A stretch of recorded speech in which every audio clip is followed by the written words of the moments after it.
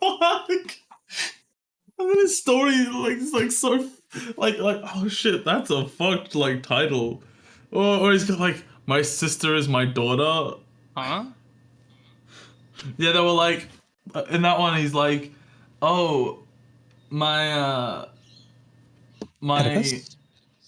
no, they're like my mom wanted another child. My mom and my dad, or it was maybe it was a stepdad, I don't know. He's like, they wanted another child, and they needed a surrogate, and so apparently there was a cum jar in like the fridge or whatever, like some fridge in like the basement or some shit like that, and that was filled with his father's cum, right? But they accidentally took his cum jar out of the fridge because he would collect cum jars. At the stroke of midnight, he would come into a jar, and he'd have a jar for every year. And apparently, they accidentally gave the 2000 something, 2007. So this is They a gave family the 2007 where they both jar. store cum jars, or like is this like a family No, well, tradition? he stores cum jars, and they just needed to make another cum jar for the dad because the dad wanted to have another child. So, or the dad and the mum wanted to have another child, but they needed a surrogate, so they needed they needed to store their cum. You know? Okay, yeah. Don't you Yeah. Okay. Yeah. This all makes perfect sense. I understand. No, it doesn't make any sense. No, it doesn't make any sense. And they're like, yeah, we gave the wrong one, so. Or no, they're like, we can't find your one, but your father's one is in there, so we don't know what happened to your jar. But it would lead us to believe that that jar was used, you know, to make his sister. Don't you just go to like a sperm bank and then donate, or like can't they just you go to a sperm bank? I know. Obviously, yeah, that would be the actual thing that happens. You know, Dan Henschel doesn't do things the normal way, and neither does anyone around Dan Henschel, apparently. Huh.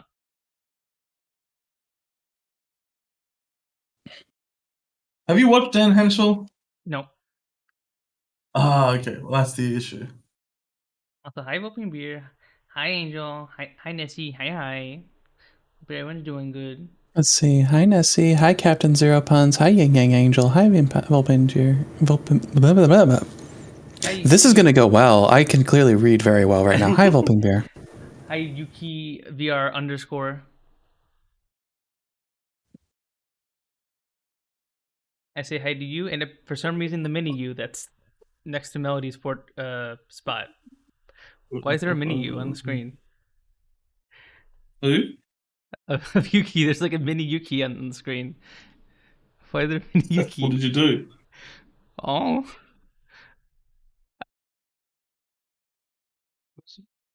Yuki. Are you a mini? Are you a mini? Wow. No. You ever seen that song? You ever seen that song by That song? Yeah, I've seen every song. No. You ever seen that song by fuck, what's his name? Randy Newman. I just talked about this. What? So no. Okay, so before the stream started, we were talking about how me and Yuki cannot like have a terrible time associating. Hang on, I ain't getting to it yet. Okay. Finish the bit. So, go on. So you know, in Toy Story, there's the song that goes like, "You've got a friend in me." You know that one? Well, that same guy who wrote that, he wrote a song called "Short People." And that song "Short People," it's basically just a whole song about how he doesn't like short people, or like how he thinks short people got no reason to live. Shit like that. It's so bad. It's so like opposed to like the you've got a friend. He's like short people got no reason. Short people got no Oh my reason God. to live. And it's like, bro, what the fuck? I don't think he's like What the being heck? serious, but like still, that's so bad. Oh, I was showing a short person from work that song. Not like as like a jab at them. I was like, "Have you ever heard this song?" They never played the song to you because it's like it's a funny sounding song. He says shit like he's like fuck. What's the, I gotta think I find the lyrics. It's some funny lyrics. Interesting. It sounds Interesting. fucked up. It sounds fucked up if I just say the lyrics though. I feel like, hang on. Well, Let me I mean, are find. there any slurs in it? Like, I think we get all. No. It just sounds bad if I say like things like, um, short people got nobody to love. You gotta pick them up just to say hello. They got little cars that go beep beep beep. They got little voices going beep beep beep. I know. I don't know how Beep, short beep, these beep. people are. These are kind of short people. Yeah. Oh, Oh. and he's like also talking. He's got like well, I don't want no short people. I don't want no short people. I don't want no short people around here. Oh my God. What the heck? But then this next line is like, short people are just the same as you and I. Okay, he saved it. He saved it at the end. And it's like, it's not the end. This is like this is the bridge. He's like saying that the short people are like the same, and then he goes back to like shitting on short people. Walk around telling great big lies. It's so stupid. It's such a funny song, but it sounds so mean. It feels like it's really mean to short people, but it's like I don't know. I don't think it's meant to be made because he doesn't like short people.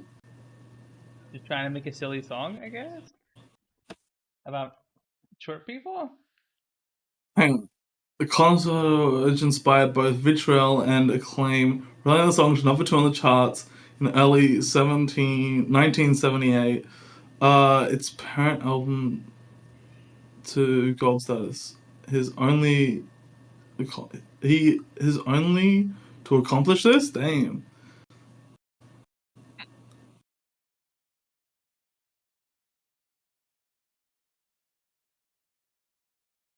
Because it was a hit, the song reached people who aren't looking for irony.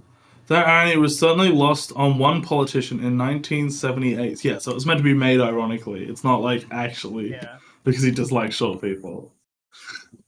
It'd be a bit fucked up he did, especially after singing a song like "You Got a Fan in Me," Mm-hmm. and then he just says short people got no reason to live. Like, bro, what? Yeah. Yeah. It happens sometimes, I guess, when something gets so popular, it goes past its target audience, right? So I guess, yeah, it's just I don't know. I have to hear the whole song, but yeah, yeah, very contradicting songs. Wait, so were they actually made back to back, or were they? No, not back to back. I don't know if they're on the same album. Hang on, let me double check that. They might be on the same album. I doubt it though. Randy Newman. I wonder if there's an original soundtrack on this on Toy Story. Um so 78 Little Criminals. Oh no, that's 77. Okay. Short People. Yeah, it's definitely not on the same album.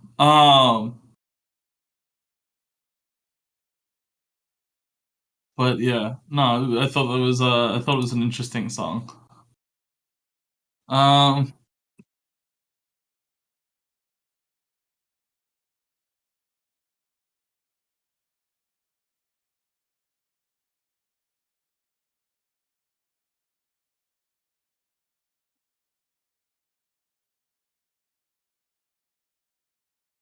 Oh, Sopa's looking that up. I should probably actually boot up the game. I already looked it up. I already said it. Oh, okay. I literally just answered that thing. Oh, okay. I'm dumb. I'm silly. Sorry. My brain is rotted from Sheeps 2. I've been addicted to that. Shapes. Shapes 2. Oh, shapes. Shapes? Okay. Shapes. Like the Australian snack? Now with like a Z shape. Oh my god. I was watching a tutorial video on how to install Stalker Camo, right? And What? the person who was doing the tutorial was a New Zealander, and every time they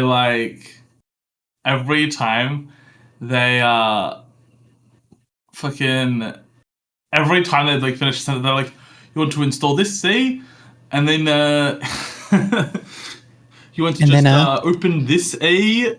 No, they wouldn't do that. They wouldn't do Oh, A, They're A. like this A. You see? You see? See? And it's just like that they. That turns me into a Canadian. Yeah. Um. Same. A. This A. I guess New Zealand is kind of like the Canada to Australia. The Canada to Australia. Well, it kind of is like that. I don't know. The other country that's very similar culture that's like right next to us, you know, that kind of thing. Hey man, say hey. I don't know. I'll see what Finn thinks of that when Finn stops by later. If Finn stops by the stream, we'll see what he thinks of that. Isn't that funny? It's like the UK has like Ireland's like right next to it that's like very similar, and then there's like the US that has like fuck it. You good? UK and Ireland famously very, very good friends. Yeah. No, I'm not saying they're good friends. I'm saying they have culturally. similar culture. They do. I guess. I mean, I if you go to like the Netherlands or if you go to France that are also next to it, they're like completely. I mean, maybe not. I don't know. I think I would say they're completely different. Like,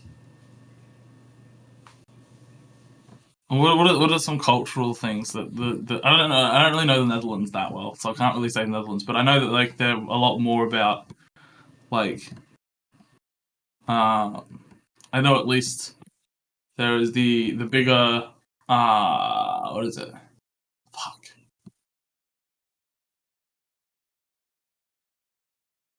No, I don't know. Can't think of it. No, I feel like I was gonna say like bigger push. Yeah, no. I was gonna say like there's like a bigger push for like people like riding bikes around the city, walking around the city, like more walkable city. I don't feel like England or Ireland are like considered super walkable places. They're more. I mean, I guess they're not like super like you drive everywhere. I guess, but it's more like trains and shit. Rome is like that too. Last time I went, very walkable cities, very very nice. Then France. What would be like some things in France that are like different? I guess they also like. I don't know. I'm just speaking out my ass, I guess. But I do feel like Ireland and England are more similar culturally than France is to England, or the Netherlands is to England, or Spain is to England. Those are the closest ones, I believe. I guess I don't know. I feel like obviously like all European cultures are very distinct, but like they have very similar roots, all of them. Do they not? Like kinda. I would say that I would say that like Russia is completely different than like Portugal, you know? Yeah. Yeah. Like they're not all the same roots. There's like Well, Russia is different. Russia is like Europe, but also you look at like Asia and Scandinavia, they've got like heaps of like way different roots to like Italy. True. Like Romans were never even in Scandinavia, so it's like, you know. At least I don't think they're in Scandinavia. I don't know.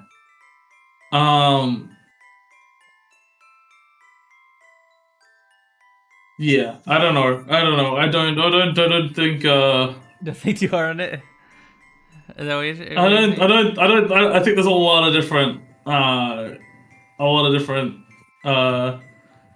Differences in background of each. Not each country, but like most countries in Europe. Gotcha.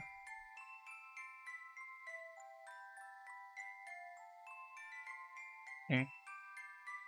I guess so. I just don't see them as a U.S. Canada thing because it feels like I don't know. Did Australia and New Zealand fight at all? Did you guys have any wars or spats or? Well, no, but we're also a lot. I mean, you guys are crazy. What would you say? So you guys are crazy. What the? We haven't had any wars with Canada. At least not like. Oh, hello? What? Huh? Okay. There was that one time when like it was like France occupied, but that's different. No, there's been other wars with Canada. Yeah, I mean, I only found out that one specific one recently, Okay. but there was what was it called?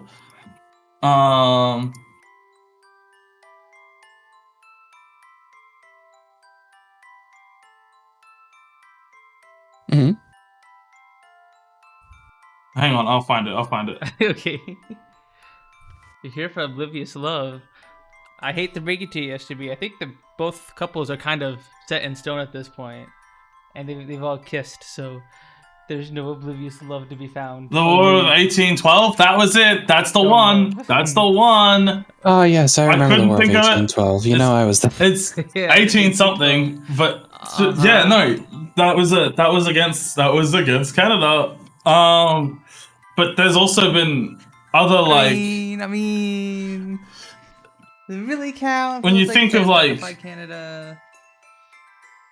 I mean, it was the British that you were fighting. I'm pretty sure. Okay. Like what? Wait, no, was that? Oh no, but- was that British. Okay, never mind, I'm dumb. But like 200 years but ago. still, even then, it's like Canada's part of the Commonwealth, which means they're still under the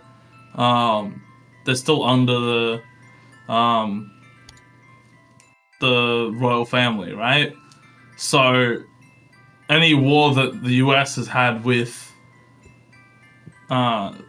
thing, I mean, I'm sure any war they've had with England, I'm sure they had people go into Canada and then come down to the US, you know?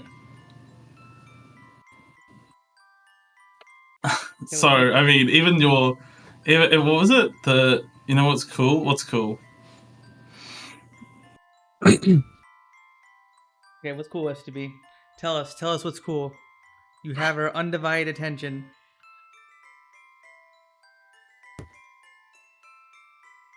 Shut everything down. Everybody stare at SCB. You get the BRZ insurance? Epic.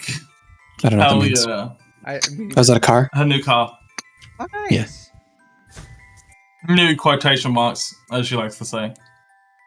Because it's a 2013 car. 2013? 2017? Was it 2013 or 2017? Oh shit, I don't remember. Uh-oh. It was 2013. Okay, cool.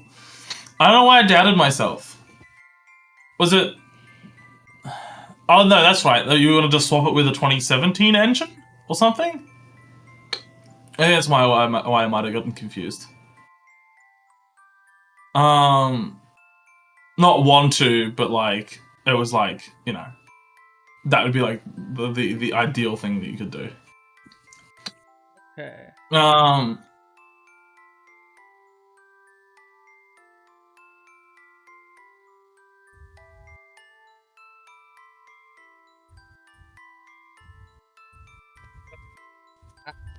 Yeah, see, look, a bunch of Canadians were involved in the American Civil War as well.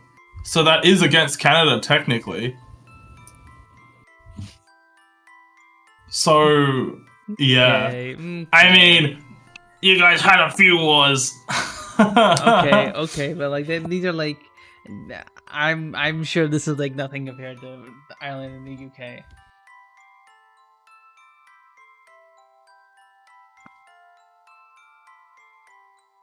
I don't know. It does. It feels different somehow. I just can't.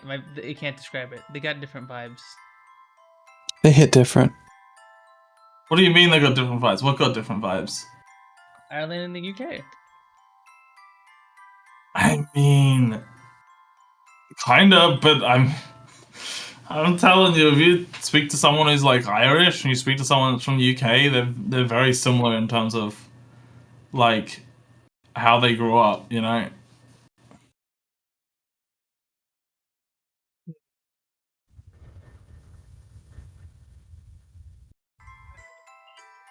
I'll believe you. What do you mean I'll believe you? Anyone who grows up in Australia could easily go to the US and fit in really well. Like, Yeah. it's like a lot of English speaking countries. You can go to the other English speaking country and live there pretty easily. I'm saying it's like that, but in close proximity, you know? And that's how Australia is. I can live in the UK with just New fine, Zealand. It's the also in UK is like, close proximity. It's like a Canada to us. I mean, it kind of is. Yeah. Is it? I don't know. Yeah. America and UK. First off, they got different history than with Canada. What? Second off, yeah, the UK has a different history with the US than the US does with Canada. Yeah, I know. But like, I'm saying, like, culturally, they're fairly similar. You could go from the UK and live in the US, and it'd be like, wow, this is kind of... you can see differences, obviously, but like, it's like, oh, it's mostly the same. If you go to somewhere like, I don't know, the Philippines, that's gonna be a way different kind of vibe. You go to Mexico even, that's gonna be a way different vibe, you know? You get what I'm saying? Yeah, I get what you're saying. I'm getting what you're saying, but I'm just still stuck on the original point that it's like a Canada. It is! It's a smaller country right next to the other country that has a very similar culture. Like, what? What do you mean? What's so hard about that connection? UK is not anywhere near the US. Yeah, STB, that is what's saying. saying. All white people are the same? Kinda, honestly. No, not all white people. All white people that speak English. As their primary language. Okay. No, that's not what I'm saying. But I'm saying that culturally a lot of what is it? A lot of predominantly white English-speaking countries have very similar cultures. That's just how it is.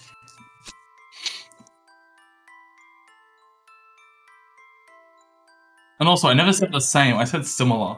Okay. Mm-hmm. Okay, we're getting semantic now. Okay. That's not semantics. Not when you're saying that I'm saying that every white person is the same.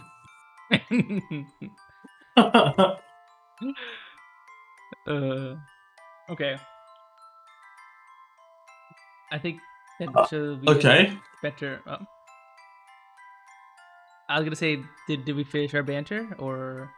Yeah, we did. Okay. Okay, we I have got our- banter? Fanta?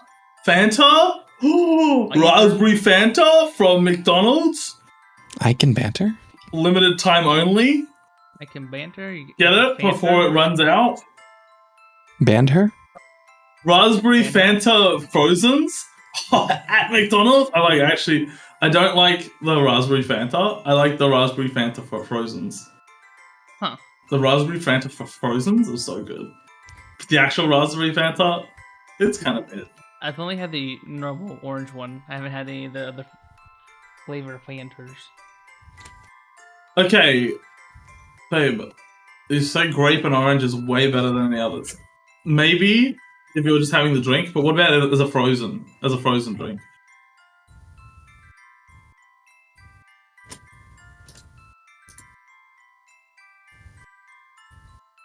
So like at slushy machines, do they use a different formula for those, or are those just the soda mixed in with crushed ice?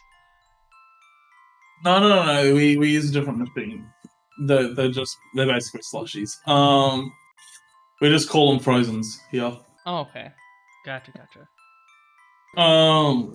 Yeah. So I want a frozen Coke, and I'll give you the Coke slushy. Gotcha. I hate ices. I'm guessing that's what they call them there. I think we've had this conversation before. One brand is called ices. Slushies. The Slurpee is another brand, but slushies is the generic. The general term. Yeah. Yeah. We call them frozens. I like the blue raspberry slushies. Those are tasty.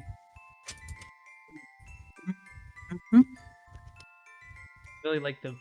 For some reason, I've always loved frozen raspberry Macca's. Means you after just went to McDonald's. It's all substance, like little to no flavor. It's not. Oh, ours have a lot of flavor. The problem I end up with ices is after like the first couple sips, it's like mostly just ice, and the ice doesn't have very much of the syrup in it anymore. It's just water. Oh, ours are mixed really well.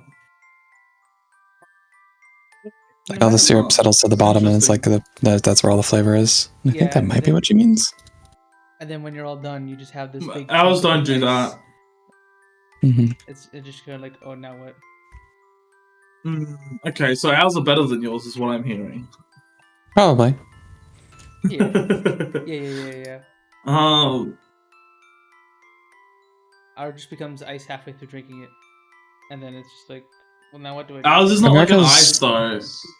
The United States' food standards and quality, unless it's shoving as much fat, salt, and sugar into something as you possibly can, is really, really poor. Apparently, they banned the food coloring red 40, I think, in the EU, right? And that's still legal here, like a few other food colorings and stuff like that. Has it got red 21? 21. Thank God, don't got that in it. Red. Oh, they actually do have frozen written on them though. Still, I know. It's just trying to change it for me. What the fuck, motherfuckers! They're trying to make sure I stay in Australia. They're like trying to I'll try to look up icy and then it still displays frozen Cokes for me. That's show me the other one. I want to see what those ones look like. Orange Fanta compared to everywhere else. Oh yeah, that's another thing. Like because of what you were saying earlier, that like sodas taste different in different parts of the world because we still use mostly corn syrup for ours here, where I think most of the rest of the world they use actual cane sugar in theirs, right? No clue. I have no clue. I'm not a big, huge soft drink drinker unless I'm drinking it with alcohol, and at that point, I don't really care about what it's, Fair. Mixed All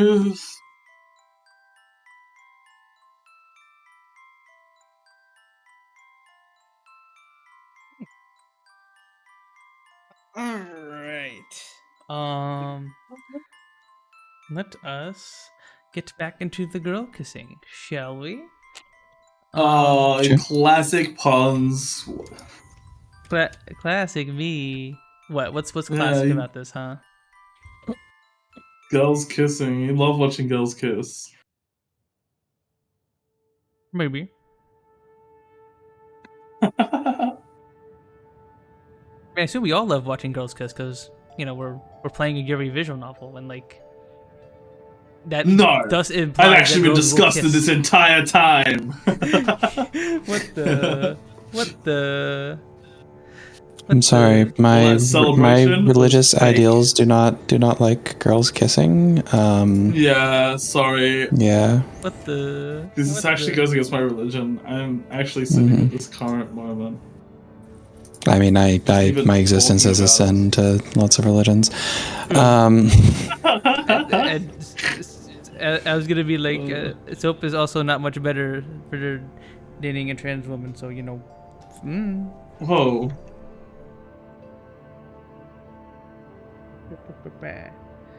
Both the sinners in their eyes. Whoa, I hate being a sinner. I totally love religion.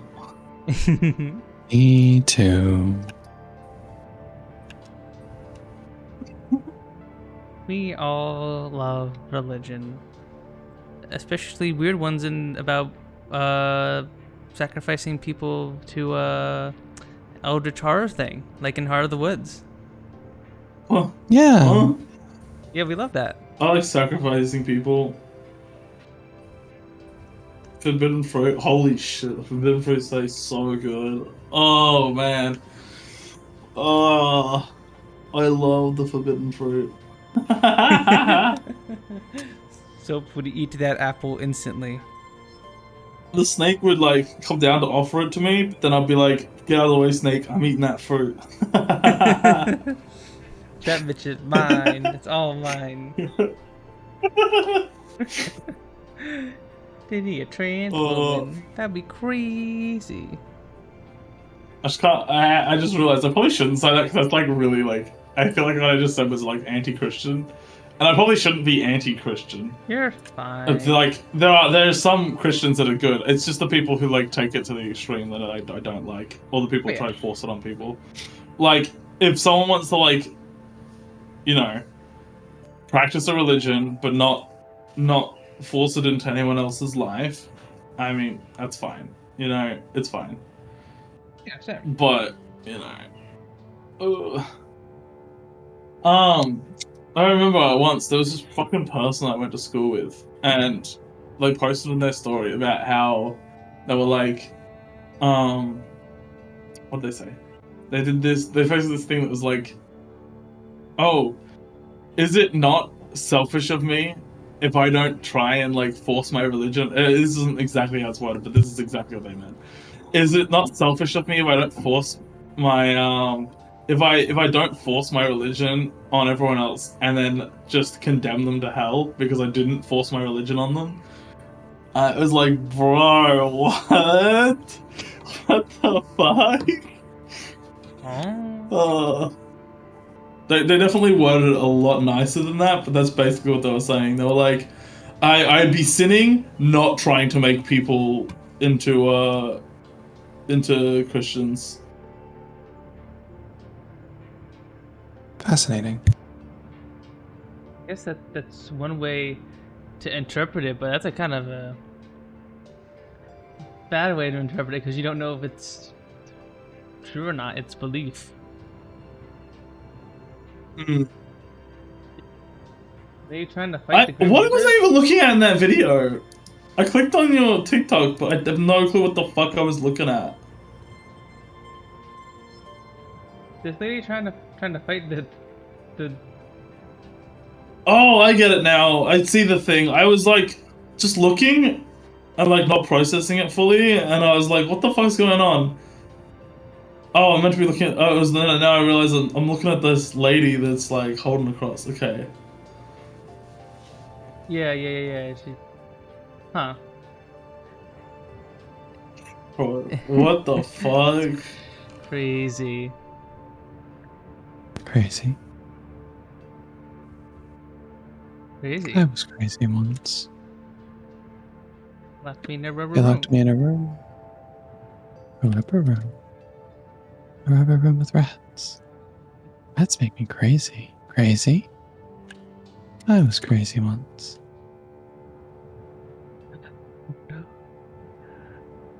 Okay. I was worried if Yuki was stuck in a loop for a second there. I was like, oh no, she's stuck in a loop. We gotta help her. They locked me in a room. Oh no, she's doing it again. No. A rubber room with rats, and rats make me crazy. Crazy, I was crazy once, and they locked me in a room. A rubber Crazy? room I with was rats, and rats crazy. make me crazy. Anyways, I was crazy once. They locked me in a room. Rats. Rats make me crazy. Crazy. Can you guys say Irish wristwatch? Irish wristwatch.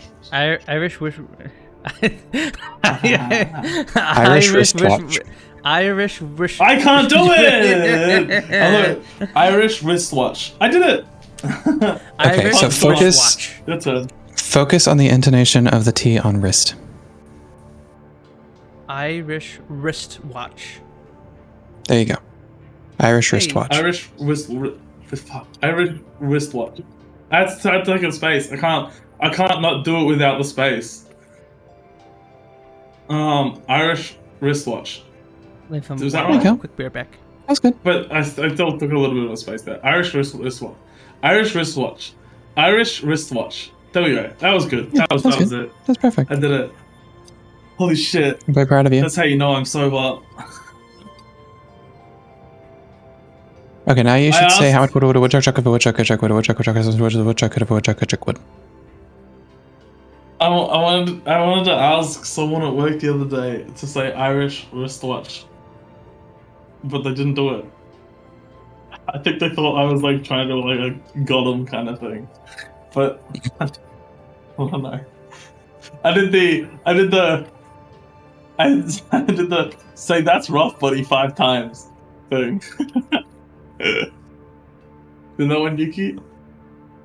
Say that's rough, buddy? I don't. So that's rough, buddy 5 times. That's rough, buddy. That's rough, buddy. That's rough, buddy. That's rough, buddy. That's rough, buddy. Now, buddy. take away the body and say it again. I'm trying to figure out why that's a trap. No, just do it. It's not anything bad. It's not anything bad. That's rough. That's rough. That's rough. That's rough. That's rough. Now, Oh. now take away that and do it again. Mm-hmm. There it is.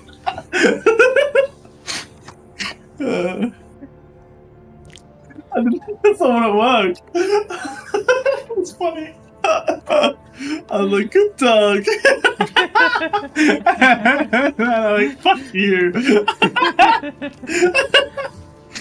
I'm so hesitant now with these things though. Like, you like, like get them to like say it and they're like, well, I don't know what that is. I don't get it. Like the entire time, it's like, just do it, bro. Just do it. We've been burned too many times. Mm-hmm. Everyone's too cautious. No one trusts anyone. Everyone's always looking out for Gothams. Hi Terry, hi Finn.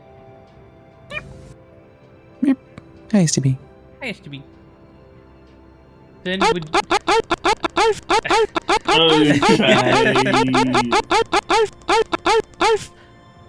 I'd never That's do pretty that. true.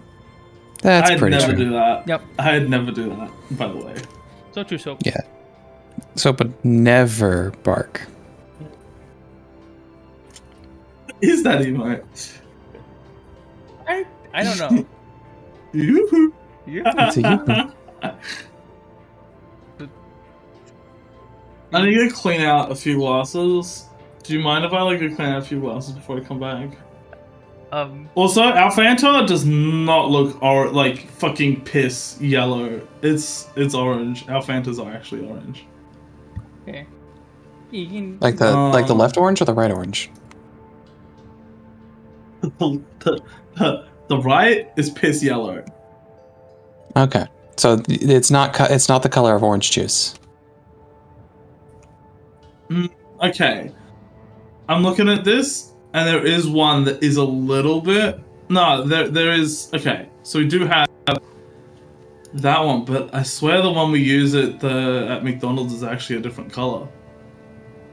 So the one that they sell at the shops apparently actually is a more yellowy orange, but the one that we use at McDonald's is definitely a more orangey color. From what I've seen. So the one that you use at McDonald's might have the same syrup as like other McDonald's, and thus it's actually the American variety. Yeah, that might be what it is. Interesting. Yeah, if you want to go clean those glasses real quick, so you can. Oh yeah, I should do that, shouldn't I? Yeah. Now we can learn what's going on with Maddie and Abigail. I guess while we're waiting for that, I can do. Wait, hang on. What did everyone say about that? Huh? Oh. Postmates is fucked. It'll taste Left weird. or right beef? Left twigs or right twigs? I don't get it. I don't know what this twigs thing is. Postmix is fucked. It all tastes weird. And some people prefer Postmix. Oh, Postmix. I thought you said Twix tastes weird. I'm about to be like that. It's delicious. How dare you? I don't know if I've had a Twix. It's just a caramel chocolate bar. Like, Yeah. I can't imagine. I don't You'd be know like, if oh I've no, it's so bad. Yeah. Well, I used to not like caramel that much. Oh, well, then that's that. Oh, that answers that question. Then, so would you consider New Zealand to be the Canada of Australia? Because that's what Silpas was talking about. It's compared to the US and Canada. Mm-hmm. What do you think about that then?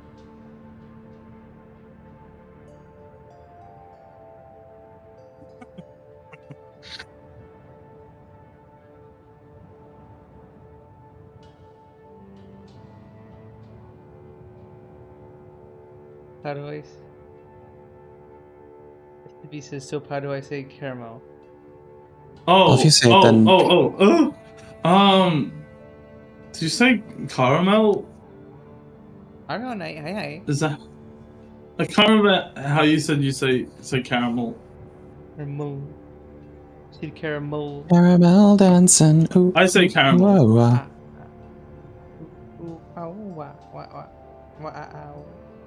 I don't know. I forgot how to do it. I can't remember how you say it. Caramel. Oh fuck! Do you say it? Caramel.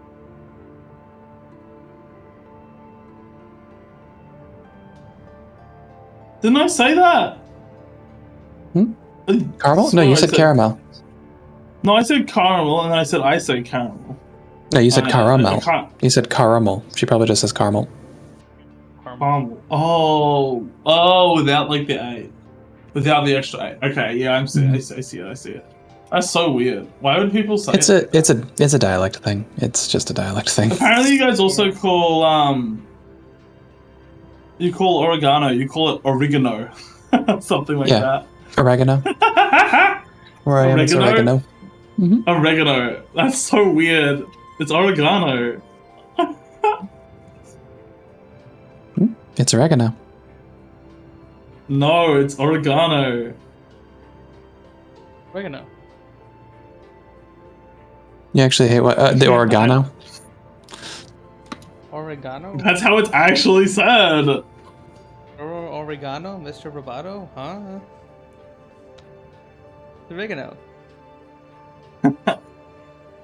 Sopa over here eating a steak. Pronounce it. Oregano.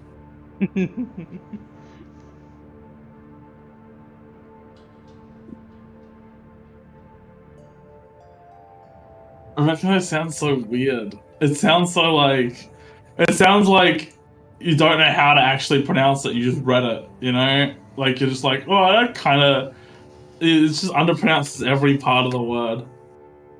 Go clean glass. Okay, fine. Yes. Well, soap's cleaning glass. I'm gonna pee. Okay. Also, while you're doing a recap, you know. Yes. I shall. It is now time for me to do the recap for everyone. For those who missed last week's stream, we continued on with our Heart of the Woods playthrough. Maddie and Abigail had a big old kiss. And wait, no, they had a kiss.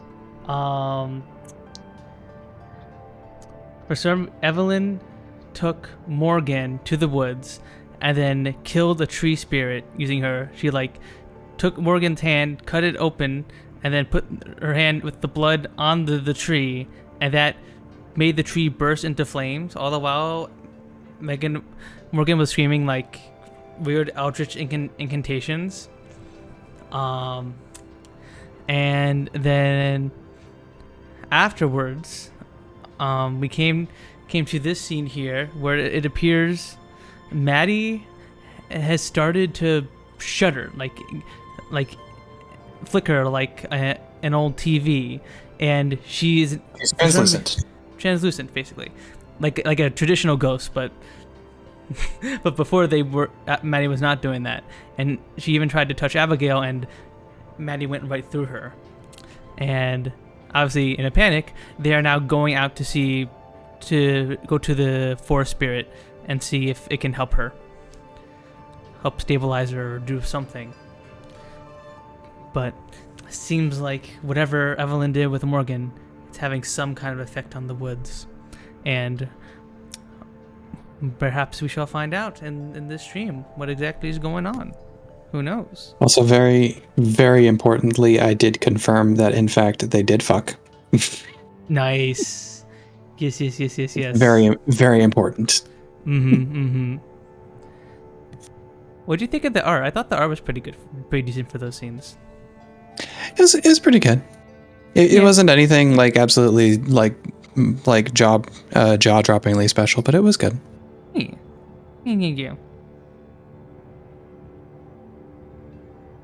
I don't know. I usually skip through. I either just breeze through the sex scenes when I go through them in visual novels. I'm not a huge I'm gonna sit here and use these for their intended purpose kind of thing. Puns hates sexuality. Puns absolutely despises sexuality. I can't believe this, Puns. Grr, I hate sexuality. I refuse to jack off to these anime women. Grr.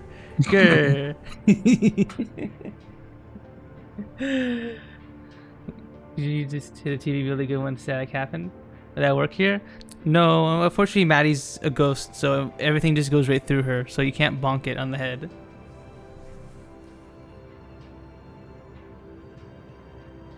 But I do get that, because I feel like a lot of a lot of them have a very hard balance between, being pornographic material and just having a good story, and usually one of them does suffer quite a lot. In this case, I would say it's the being pornographic material. It's got a very good story, but it was just okay. Yeah. And that's fine. Yeah, exactly. It's fine. It's nice that the option is there for people who are interested in that, and yeah, because the thing is with novels like this, where they have optional adult scenes, but clearly the focus here is on the story. It's kind of like I said, it suffers a bit because not only one, are they clearly not the focus, but two, this has been built up to for the majority of the game. So now that sex scene has those. If you were going into this looking for porn, that scene would have a lot of expectations on it, right? Because we're now five. This would be 4-ish, 5-ish hours in if you were reading it normally, not talking.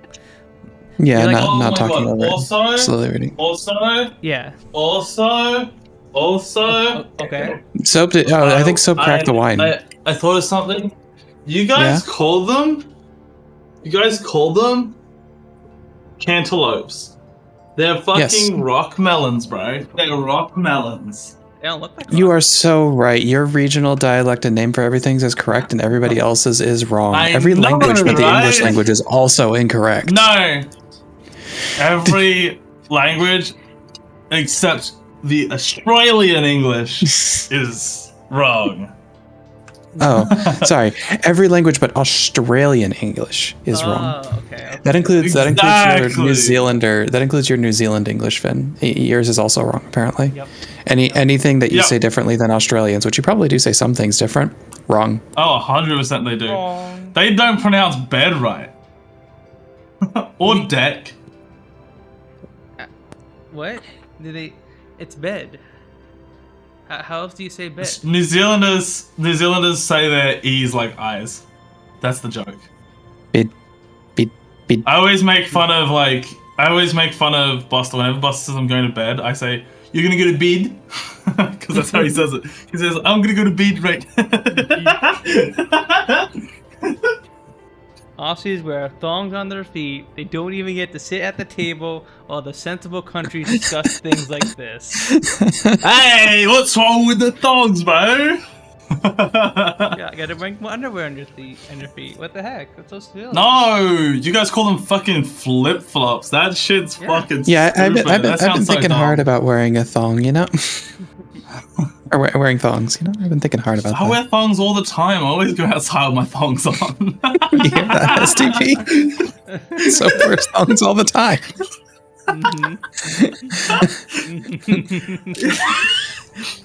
Yeah.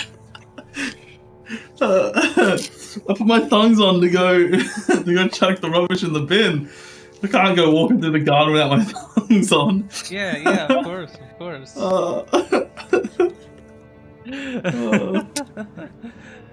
True, Backstreet, true.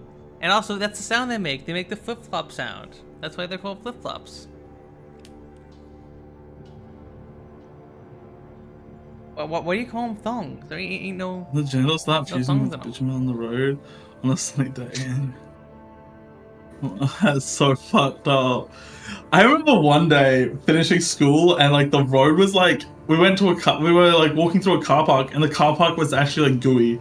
Like the floor was fucking genuinely just gooey. Oh, God. And it was so gross. It was so hot that day.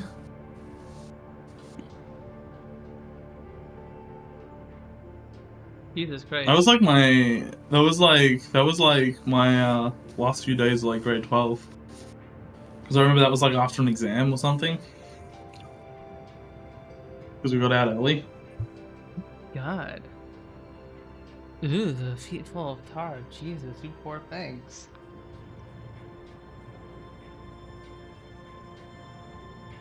Oh, yeah. Ugh.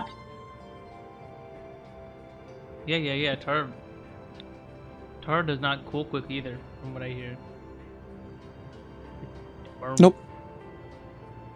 That's why we feather and tar people back in the 1700s in the U.S. as like a punishment. I think also when the Revolutionary War happened, people who were England supporters also got feathered and tarred. But yeah, you get tarred, put a tarred That hot sounds tar on sick. you, and then you get a bunch of feathers put on you, and then yeah. You're like That sounds chicken. awesome. No, it was pretty terrible. You did that you burned all That over sounds your like body, fun. but you didn't die. That sounds like fun. So you want to be like a chicken? Yeah. I have a chicken in my backyard. We had a bunch of chickens, and they all died out, but this last one will not go away. Like, it will not die. It's, like, indestructible or something. Soap is staring at the chicken, like, just like whispering under his breath, "Die, damn." It's outlived the other chickens. It's outlived the other chickens by like 2 years at least. Just trying to survive. It's just doing its thing. It's just it a was chicken. bought with all the other chickens. It's just a chicken. This chicken is fucking immortal. You should breed that chicken with other chickens and make a bunch We don't of even more feed it chickens. anymore. That motherfucker just goes out and eats the grass. He's eating There's like no bugs. need to feed it. It's self-sufficient. That chicken is still. That's why eating a fucking lizard. It just went to lizard. Oh my god. It was fucking pecking a lizard to death, and I was like, bro, what the fuck? It sounds cool as hell. This is the sheep you need to Yeah, it was like a pick up. little, like a tiny little skink or something. And it wasn't a big lizard. It was a tiny lizard. What'd you but call me? still, skink? Is that what you thought I called you? Fuck. Huh? Huh? Can't just call people then. You're a So, lizard? Or is that like an actual term that I don't know about? It's a joke because skink sounds kind of like skank. Yeah. Oh. What's wrong with being a skank?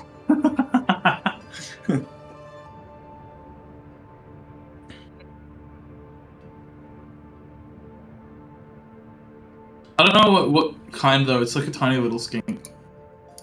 Yeah. The only skink I know about are the big ones with blue tongues. They look very derpy, and I want one of Oh, those. there was a fucking lizard in my room the other day, and I fucking freaked the fuck out. That was so gross. Ugh. It's a lizard. I can't do creatures. Creatures make me. Ugh. I think every living thing is technically a creature, so. You don't Okay, like yeah, me, I'm just afraid of living You don't things. like Yuki, huh? You don't like SCB? What the? No, I don't like any of you. What the? What the? No, like animals. It's just more like the I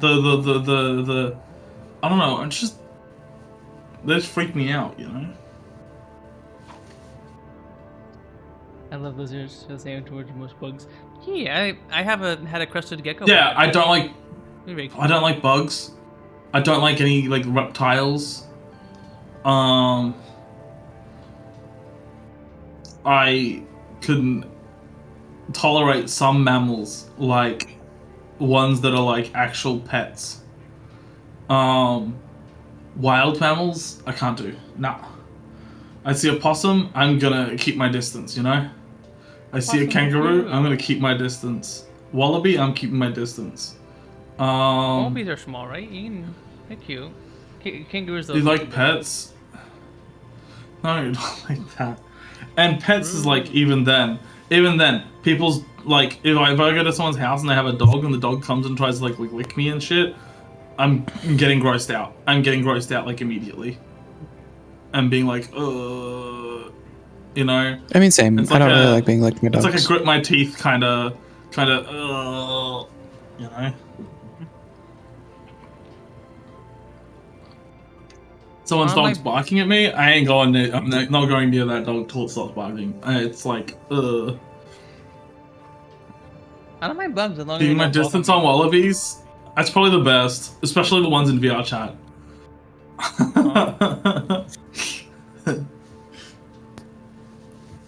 I don't get it. Atherson's a wallaby. Okay. Yeah, there you go.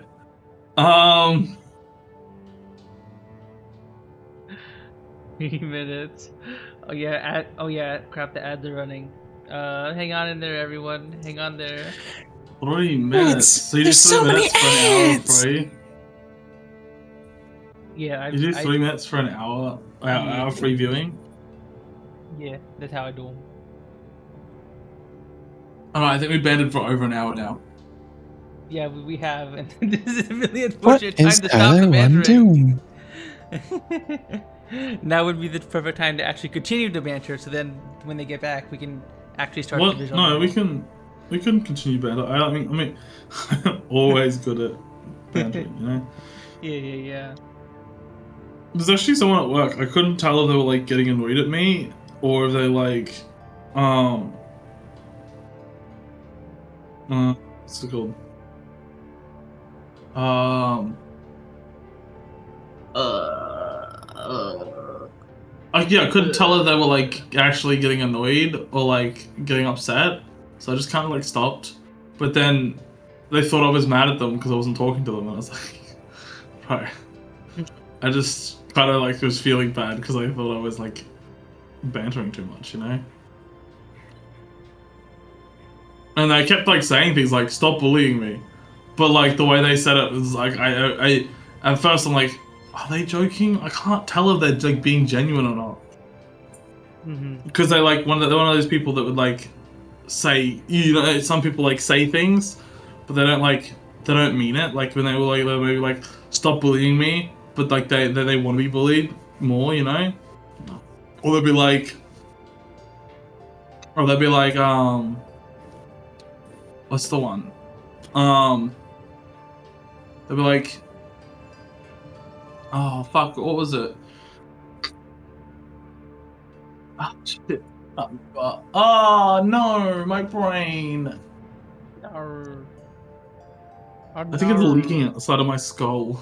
Nor.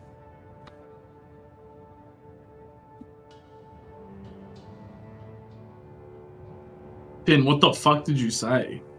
You should settle with sloppy makeouts behind the fryer? That's disgusting. What, you don't make out with your coworkers? No, I'm not having sloppy kisses with my coworkers. Oh, yay! Okay. All right. Now that the ads are over, why don't we actually start with the visual novel? You know the visual. Oh, there's a novel? visual novel? Right. Yeah, It's a visual novel. Supposedly there's a visual novel that we can Yeah, everyone's No way. getting greased at McDonald's. Everyone's all greasy. We're all greasy and like slick. It's so bad. Instant, very loud, dramatic music. That's been playing on stream the whole time. That's been playing on stream the whole time. Okay. Is this immediately after? Okay. Yeah, this is exactly where we're saved. Okay. Do you know what's going on? Has something like this happened to you before? I guess I'll be Wait, Abigail, since Okay. Mel sadly is not able to make it. She's not feeling too good. How do I voice Abigail? It hasn't. This is the first I've seen of it. But I think I know. I think that the Force is having trouble keeping you here. The magic is getting weaker too. So does that mean that... I leave the implication unspoken. Abigail halts in her tracks, facing me with a fiery determination. No, I won't let anything bad happen to you. Not again. I promise, Madison. I don't know if she has the power to keep that promise, but I can only hope so. Okay. I trust you. I really do. Believing in Abigail is my only option, but even if it weren't, it's like she said, together we can get through anything. I try not to think of what it would mean if I'm wrong. I'm not even totally sure myself. Would I just cease to exist? Go to an afterlife? Something else? None of the options are especially appealing, and I know that dwelling on them will only make me feel worse, so I just focus on the here and now, and sticking close to Abigail. Even I can tell that she's right when she says the whole forest is affected. Aside from the harsh winds, everything else feels subdued somehow. The trees don't stand as tall, leaves and needles look dull, even by wintry standards. What little sunlight there is feels dreary, rather than bright. A light snow falls from the sky, but the heavy clouds overhead promise more, and soon. It occurs to me that we've been walking longer than we normally have to. Instead of changing the forest path to get us there quickly, we're following the regular route through the trees. Hey, why aren't we taking the shortcut through the forest? Is it too sick to let us do that? Wringing her hands, Abigail looks away. It's more than that I'm afraid to try. If I push myself too hard, then... She leaves the consequences unspoken. I can imagine what they might be, the same as what's happening to me, or worse. Whatever exactly that is. Yeah, I hadn't thought of that. It's okay. Take as much time as you need. It's been so long since I visited the spirit. Our brief moment in the grove when with Alma was the first time in days. I wonder if it's missed me. Of course it has. Who wouldn't? You're far too sweet, Madison. She nuzzles her head against me. The angle's a little awkward since we're still walking, but it's nice. But then she jerks away like she was stung. Oh, you're back. Back? Her hand envelops mine, soft and smooth like always, rather than passing through me. Oh! Just because she can, she leans forward and gives me a quick peck on the lips. You. Girl kiss. I was so worried. Me too. I rub my arms and sides, making sure that I'm all there. Everything seems to be in order. Hopefully it's permanent. Indeed, it's not much farther from the spirit either, so we should hurry. Sweat makes her brow glisten a little. She's definitely still feeling strained, even though I can tell she's trying to hide it. Don't push yourself too hard, sweetie. I won't.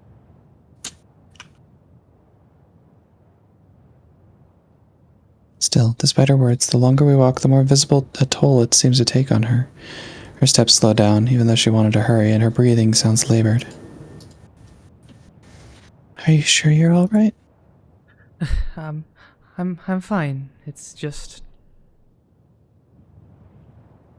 Rubbing her eyes, she shakes her head. Right then, a pile of snow hits the ground a few feet away from us. Looking up, I spot a tree, drooping, its boughs angled down as if bent. Forced again.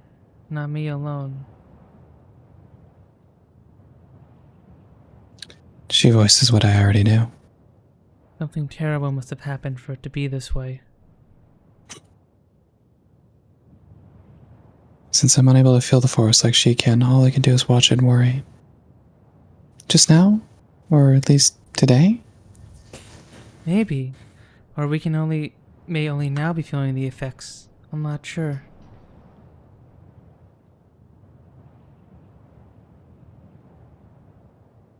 I can tell by the frustration in her voice that she's nearly as in the dark about all this as I am.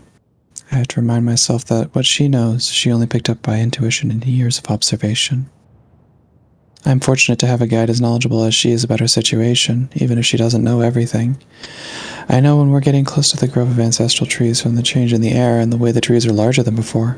The profound sense of being watched and primal energy is still present, but even that feels mellower. Or maybe strained.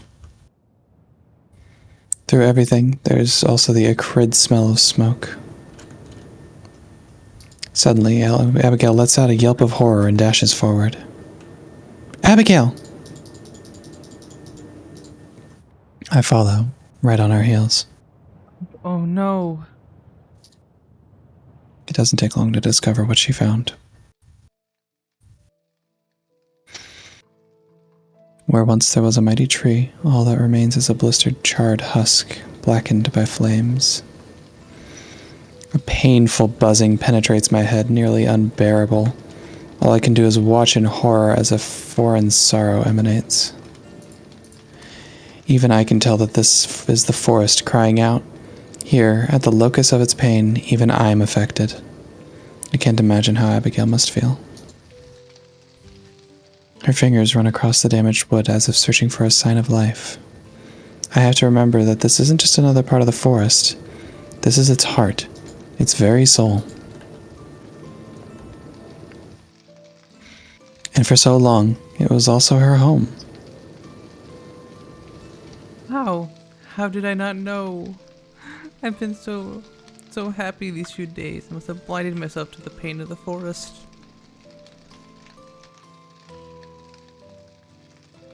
From behind, I wrap my arms around her, pressing my face against her shoulder. sorry. It's not your fault. Even if you knew, you couldn't have changed it. If anything, we're lucky to have those few days. She clings to me, pinioning my arms into an even tighter embrace. As I feel her cry against me, my own uselessness feels like more of a curse than death ever was. I wish there was some magic word or spell that I could use to make things better. But all I can do is hug her tightly and warmly, and hope that I'm as much of a reassurance for her as she is for me. Then, without warning, I once again see my arms go transparent, and the feeling of Abigail against me disappears. Although this time it's not as big a shock, it's still a reminder that we don't have long to wait. Abigail notices and steadies herself alone. Well, let's keep going. The spirit must be around here too.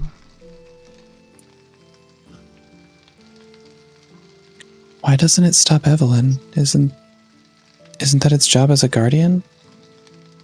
It probably can't. I'm sure it wants to, but it relies on the forest for strength.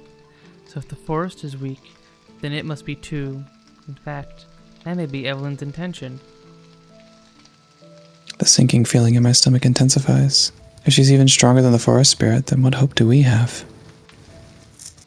I don't voice that fear, though. Sure, Abigail's already worried about the same thing.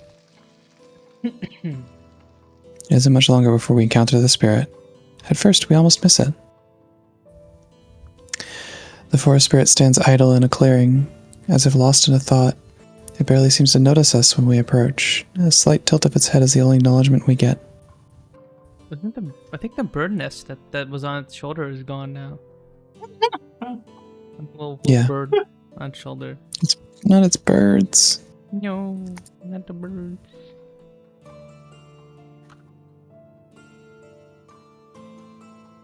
It's small. Smaller than I've seen it before. It's barely as tall as I am. The lights in its eyes, usually bright and terrifying, have gone dim. It looks more like the wounded deer from the clearing the other day than the being who helped it pass on. Just like the trees it protects, its branches sag and are bare. A few have jagged ends as if something snapped them off. None of the wildlife that usually accompanied it is around. Instead, it seems alone and abandoned. Though it hasn't been long since we saw it last, it looks significantly pained. I wonder if its salvation of Alma was taxing on it.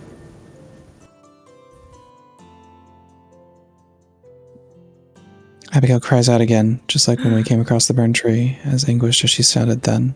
This time, it's even worse. I hang back as she runs to its side, not wanting to intrude on a private moment. She places a hand on its leg, crooning something that I can't make out. The spirit tilts its head a little bit more to face her. The motion is stilted and janky. As exhausted and sick as Abigail seems, the forest spirit seems to have it 10 times worse. It makes a mournful sound, a deep and sonorous hum. It seems to echo and reverberate off the trees around us. Though I can't understand it like Abigail can, the pain and suffering in its tone is obvious. Abigail presses a cheek against it, patting the creature gently, the same way she sometimes comforts me. I look down at myself, shimmery and transparent. And I'm pretty sure we won't be getting any assistance from the spirit. A wave of nausea hits me as I ponder just what that means. I don't have any backup plans. If Abigail does, she doesn't mention them. Is my only choice to just stay like this and hope my condition doesn't get any worse? Ever since I came here to the forest, it's felt like I haven't had any control of my own fate. I can't help but worry that this will be the final nail in the coffin, perhaps literally. I fidget, adjusting my scarf and hood and glasses countless times.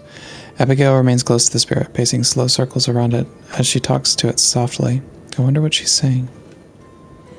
Sometimes the spirit will hum or make a gesture that could be a nod. All the while, I keep my respectful distance.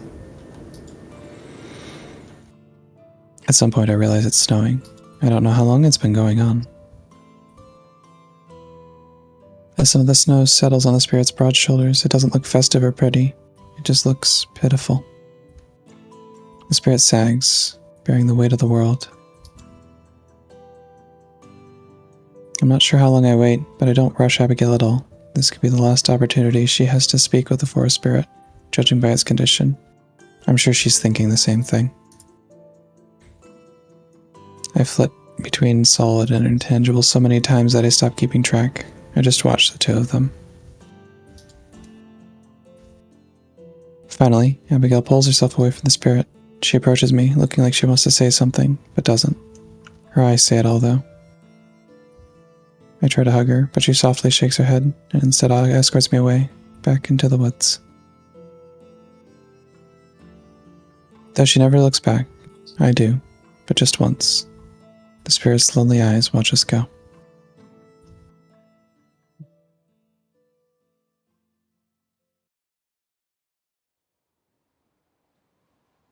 Heavy snow batters us while we walk, though of course its chill doesn't reach us, our visibility is effectively zero. Too weak to even alter the path of the forest, Abigail clings to my side, trusting me to lead us back to the church. Although I maintain a brave face, I'm not fully confident in my ability to get us there. The blizzard calls to mind the day I died. Although I don't let myself dwell on them, I'm not alone this time, and I have someone more to live for. Our journey is strenuous. We move at a glacial pace, but it's for the fastest that Abigail can manage. Her steps are heavy and slow, and as much as I want to urge her along, I know that I can't. I'm glad that she's watching the ground and her feet rather than me so that she doesn't have to see the worry on my face. Every time I start to think that I've got this whole ghost thing figured out, something new arises to complicate it all over again. This time I don't even have Abigail's experience to guide me.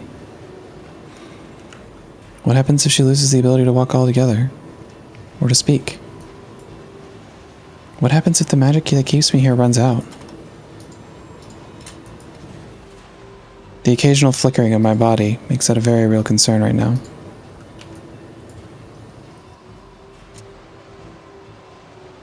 I hold tightly to her hand, the only anchor of comfort and security right now, but even that has grown clammy and cold. Swallowing a lump in my throat, we march on. Trees bow in the wind and turn their backs against it. For the first time that I can't remember, there aren't any woodland creatures out and about. No mice or rabbits or chirping birds, not even a panicked deer, phasing in and out of existence like me. May as well just be me and her and no one else in the universe. Come on. I'm sure we're almost there. Can't be much further. I say the words for my own sake, as much as for hers, though in truth I have no idea if I'm right or not. For all I know, we could be heading in totally opposite direction of the church. Even then, once we arrive at the church, I'm not sure what we would do. Will she get better with time and rest? Will I? Right now the church is just a goal. It gives us something tangible to work towards, something to keep our feet moving, slowly or not. I'm sure you're right. Her voice is barely a murmur. I can only hope that she's saving her energy on purpose. I'm afraid to ask. I wonder how much of what's happening is by the mayor's design. While everything stems from her, it's impossible to know how much was deliberate and how much was simply a ripple effect from what she's done. I wonder if she even considers us a threat, or gives us any thought at all. If she doesn't, then maybe we can use that against her. Of course, first we have to reach a point where we can do that. During a momentary lapse of the blizzard, I am able to make out a welcome sight in the haze, a warped and curled tree that I distinctly remember from an earlier trip. Look, you recognize that tree too, right? I'm pretty sure you were the one who showed it to me the first time. We're almost home.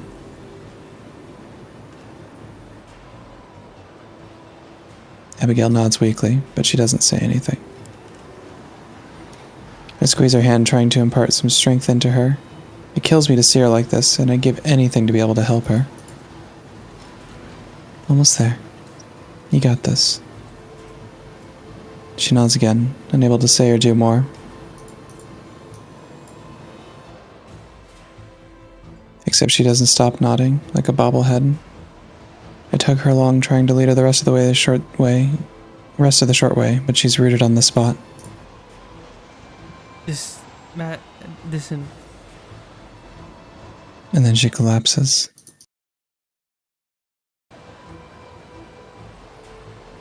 I jolt and choke on nothing as I gasp for a breath I don't actually need.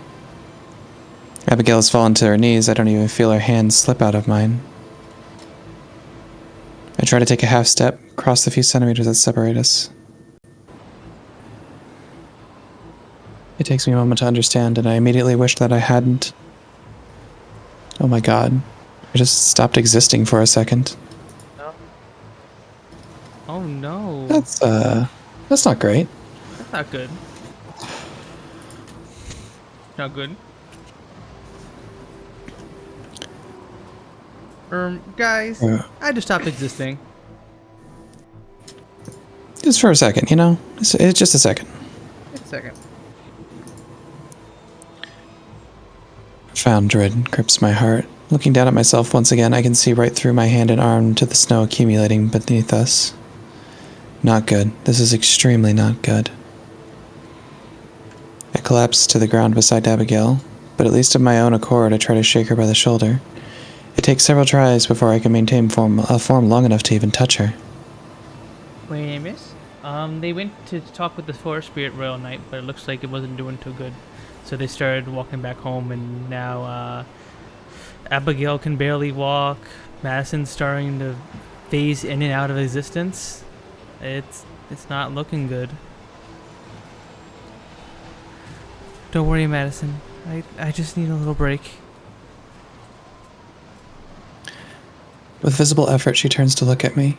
I don't think she even realizes what's happening. But then I phase into non-existence for another moment. When I come back, horror is clearly etched on her face. Finding some hidden reserve of strength, she lunges towards me and grabs my hand. Immediately, everything goes back to normal. Madison, are you okay? Can you hear me? I'm fine now. I hold her hands a bit tighter to confirm it. Are you okay, though? I'm just a little tired, is all.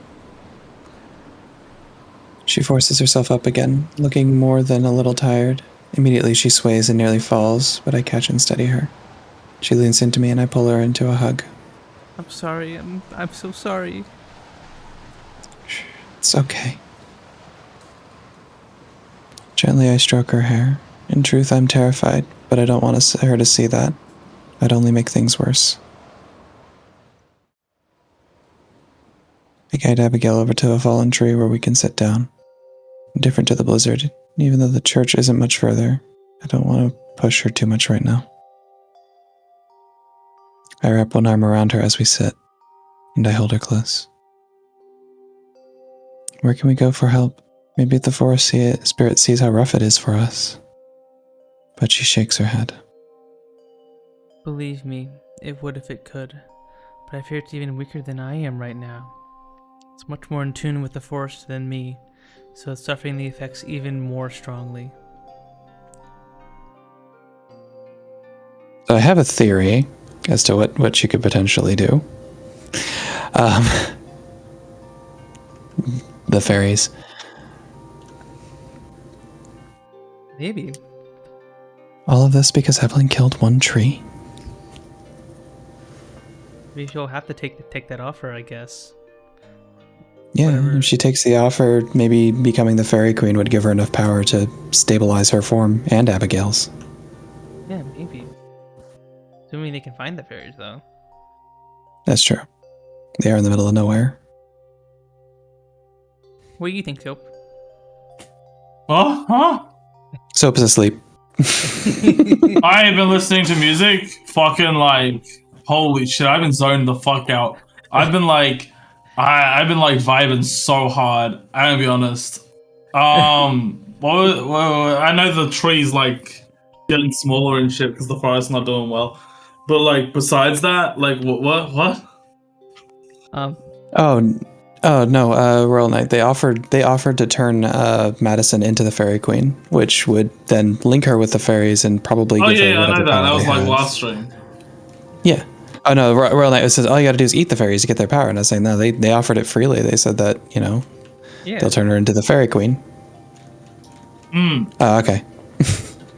Right. Yeah. What about that? We're like just yapping Well, about yeah, theories. I was theorizing a way that what they might do to like make it where Madison can stabilize instead of just having her die, because I feel like that's not what they're going to do. Maybe they just have them die. But like that wouldn't make make sense because then she would just like experience like infinity all the time and like, well, that's like what happened, right? She experienced like infinity, right? Like she like combined with them and then like time was kind of like infinite and like she experienced like fucking like I think everything in a second, like decades in a unexplainable second. amount of like it doesn't that sort of thing, right? I don't know if that's what they would want to do because then she wouldn't be like present, I think they were just trying to give her a vision of something, from what it sounded like they were saying. Maybe. I feel like it was like, hey, experience a little bit of being a fairy queen for a second. And then suddenly you're infinite. Suddenly you're part of a hive mind. Well, anyways, we shall see. all of its strength comes from them. Okay. Yeah, I think you read that already. No, I think I didn't. Whatever, I'll read it. Oh, again. okay. Either way. It wasn't just any tree. It was one of the ancestral trees, the oldest one, at the heart of the forest, or the heart of the woods would be more apt. All the strength comes from them. Roll credits. I can't pretend to understand their importance, but I know that Abigail isn't exaggerating. Not at a time like this. So what do? There has to be some sort of solution, right? Can we plant another tree or something? Even as I say it, I know the idea is ridiculous. We don't exactly have the centuries it would take for a new tree to grow as big and strong as the one that was killed. The forest spirit is supposed to become the next one. All the ancestral trees were once spirits like the one you've met. What's stopping it? The mayor? Us. Her hand clenches around my shoulder, where she was holding on tightly. That's right. I hadn't even realized. Realized what? Groaning, Abigail sits up straight. So long as we're close like this, it seems like I'm able to maintain my physical form. The spirit can't pass on its own. It needs the help of a fairy queen. That's one of her duties to the forest. But there is no fairy queen right now. Yes, which means there's no one to complete the ritual. The rest goes unspoken as we both come to the same realization. An awful one. Madison. I know. There aren't any other options, are there? None that I know of.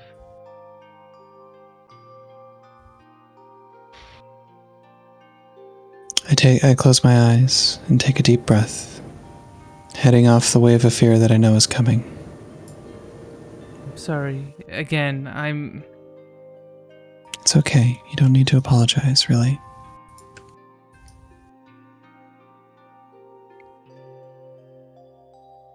But...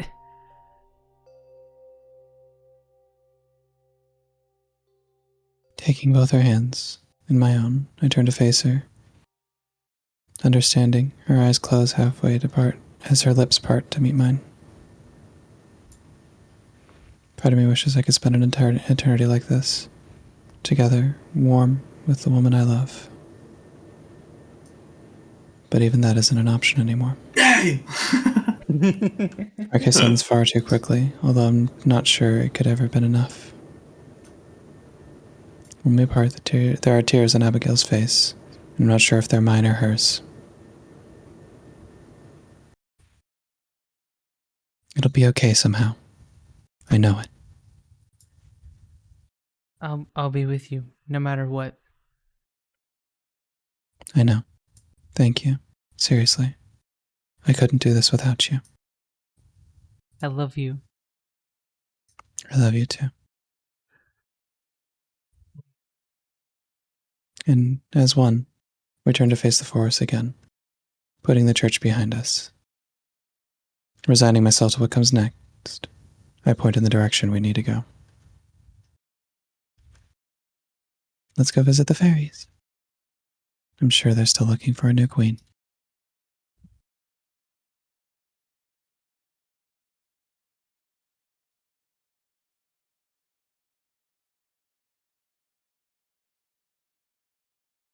Once again, we reach the grove, where the fairies nest. It occurs to me that this is the only part that seems unaffected by the forest's sickness. The trees are just as vibrant as ever, and the pond just as crystal clear. We stumble into the middle, near the shore of the pond. Abigail takes several woozy steps, and I hold her shoulder to keep her steady. Then I flicker, and she starts to fall, barely managing to keep her balance. Forget days or even hours to find another solution. We might not even have minutes. Hello? I call out, a bit surprised that none of the fairies have come to greet us. I watch the trees and listen for the buzz and flutter of wings. But it remains silent and still. Dormammu have come to bargain. Hello? Fairies? Fairies, I come to bargain. Hello. It feels a little absurd and on the nose, but I don't know what else to say. There's no response. Please, we need your help. Might as well be shouting into the void. There's not even a single rustle. I notice that the birds who used to nest in the bushes seems to have abandoned the place. Tendrils of fear creep through me. What if the fairies are gone too? Madison. I turn towards Abigail, but she's not even looking at me. Madison. She just murmurs my name over and over. I steel myself and face forward for her. If you can help us, I'll find a new queen, even if it has to be me. My voice sounds stronger than I feel. There's no reaction. My heart pounds, feeling like it's going to burst out of my chest. Seconds pass. Nothing. Besides me, Abigail has fallen silent, swaying on her feet but looking as if she might collapse. All of her trust and hope has been placed in me. I can't let her down. I won't let her down.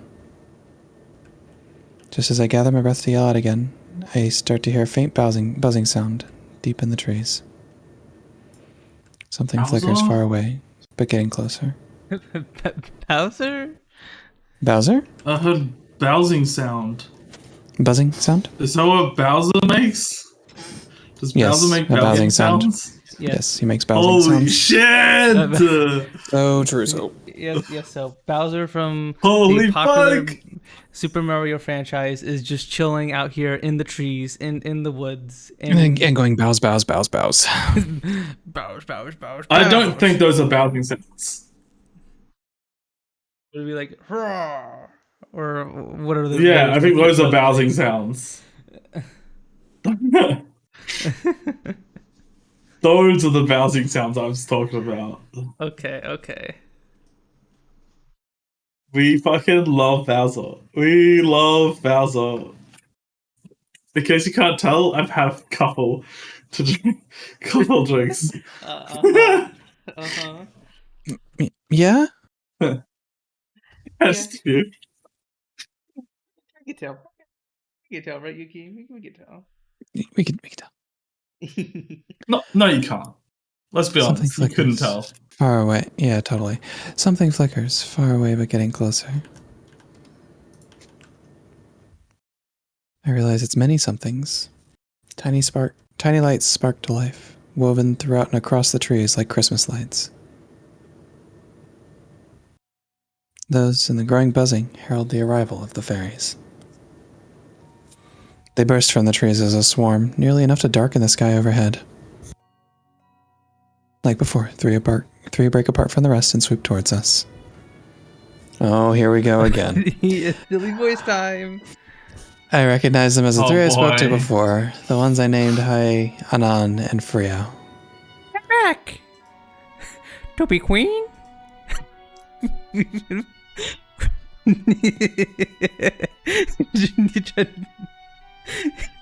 We've been waiting. They watch inquisitively while the rest of their swarm hovers overhead. It isn't what I want. I still barely know what being a queen would entail, much less a fairy queen. All I have is one short vision. Give me all the. Can I read your terms and conditions, please? But it's not like I have time to research or learn. There's not time for anything else. Puns, you really This- need to get. Oh, Okay. you really need to Are you- get your character as a fairy. I reckon. Which one would you be though? Would you be like the leaf wings, the like butterfly bug wings, or the like diamond wings? Which one would you be? Nay, thank you for the resub. Thank you. I like the leaf wings. The leaf wings with like a little purple flower. That one's pretty Yeah. I'd probably be that one. You wouldn't want to be the one with the bucket hat? The bucket hat. The bucket hat. The bucket hat. Look at it. It's got a bucket hat. It's like a bellflower. I know it's not a bucket hat. I know, but it's just funny because I wanted to say bucket hat because bucket hat. I like the bucket flower. I like that one's Bucket skirt. flower. It's got little flowers and leaves coming out of it. That's cool. Hmm. Yeah, they each have like the like differences, like in like every aspect is like something's different about them. Yeah. It's cute. That's pretty interesting, actually. They're the same, but different, but still the same, but still different, but still the same, but still... Like they've each got like a different Sorry, I got head caught in a loop. thing.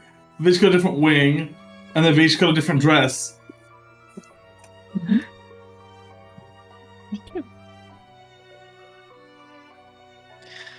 It's this, or disappear forever, and leave Abigail to whatever fate she's suffering.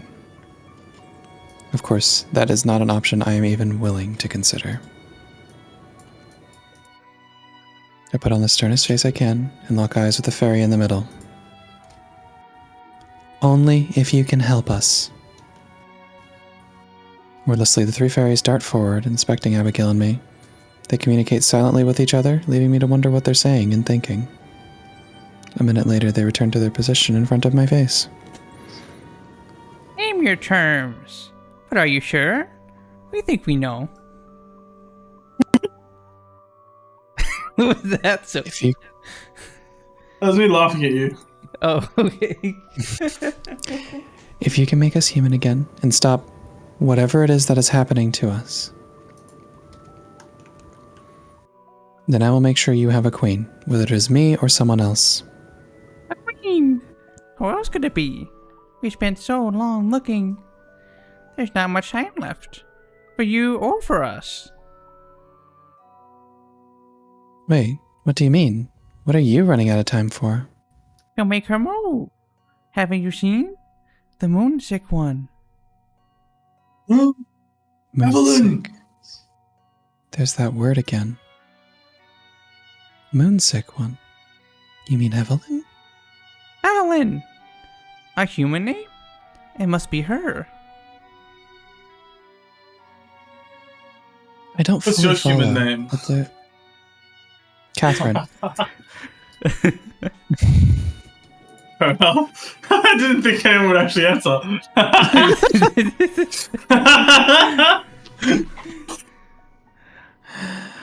I don't fully follow, but there's no one else they could be referring to. There's so much I want to ask, but can't right now. How long do we have? Until the moon at its brightest. That's when she's strongest. Will you be ready then? I'll have to be. I haven't been paying much attention to the moon, but I know that there can't be more than a week until it's full. Probably less. I really wish that Tara's stupid shirts to use. I really wish I had Tara's stupid shirts to use as a reference right now. Oh my god, she actually does. She does!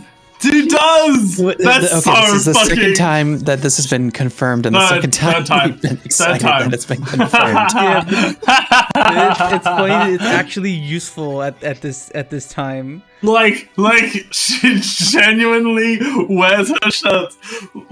That's so funny. That's such like a. That's kind of It's cute adorable. though. Yeah. Like. Oh, I wear them for moon phase, and I have like 28 shirts, and I wear them all for like specific phases. That's such a big suitcase, though. Like, holy shit! Well, just the shirt. Like- Shirts aren't that bad. Pants are what are bad. Oh yeah. Shirts, you can put I 28 mean- shirts in a suitcase pretty easy. Yeah, but 28 shirts and then some pants, you know? Like, you're not gonna put 28 pants, obviously, but like, even if you put like fucking, I don't know, 7 pairs of pants with 28 shirts, that's a lot. I guess you could just do laundry a bunch, but I don't know if there's a laundry machine in there in the cupboard.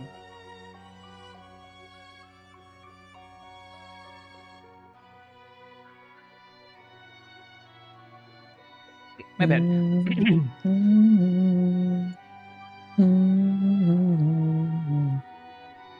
Do you know how many 28 shirts is? 28? It's Most people don't own 4 28 times 7. shirts. Most I people have don't own around 28 100. shirts. Okay. Bro, how many of those do you wear? Maybe like 8 of them. Exactly. Yeah, same. That's what I mean, though. Like, okay, you're one of those people who don't chuck out your shirts that you don't like. Most people who have, like, a normal amount of shirts will have, like, 10 shirts, fucking 20 shirts, maybe, at most. And they probably won't even wear that many.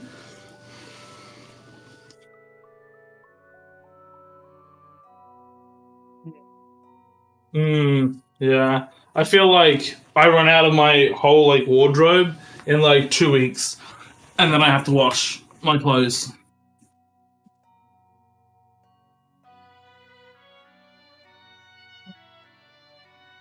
I don't know how often I wash my clothes. It just depends on. You don't wash your clothes. Just say it, Puns. I You do. don't wash your clothes. I do wash You're my a clothes. stinky femboy. What the? How dare you accuse me of such a horrible thing? What the? A horrible thing. Some people like stinky femboys. Yeah, but I'm not one of them. I am not a stinky femboy. I literally showered today, I'll have you know. Clearly, CL does. What the? Okay, you better tell it to her face. You better tell it to her face. What? That she likes Tell her stinky that she femboys. likes stinky femboys? Yes. I mean, I think it's pretty obvious. I don't think I need to say it to her face. What the? This is not true. 28 shirts? Okay, real night. How many of those do you actually use? Be real, how many of those do you actually use? Like, if you were like...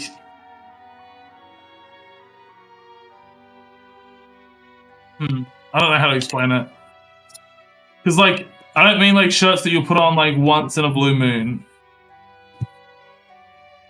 Half of them are in... Exactly! That's what I mean! So if you have 28, and you halve that, it's like 14. That's what I'm saying. It's Also- like between 10 and 20 is like how many people generally have that they will use. Like, I mean, to be honest with you, also though, I am not a very good like standard for how many shirts are being worn because I don't go outside. If I went outside Well- regularly, I'd probably wear a lot more of them. Yeah, same. well, okay, maybe. But I still think 28's a lot. I think 28's a lot. Maybe she doesn't actually have 28. Maybe she just has like 7 and like one thing. No, wears she each of clearly them for 4 does. days in a row, From you know? the way that this person's saying, I think she genuinely has 28, and it tells you exactly what the moon phase is. I'm pretty sure that's how it's going. Maybe she just changes it every 2 or 3 days or something. Not actually.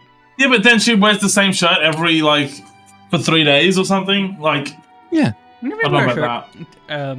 2 or 3 times. Yeah. I how much it no, is. bro. No, well, not where I am. I mean, I guess maybe you can. Maybe you Yeah, can if you're not like Not where I sweaty and am. stuff, then like and of course you don't get anything on it, then it could be fine. Yeah.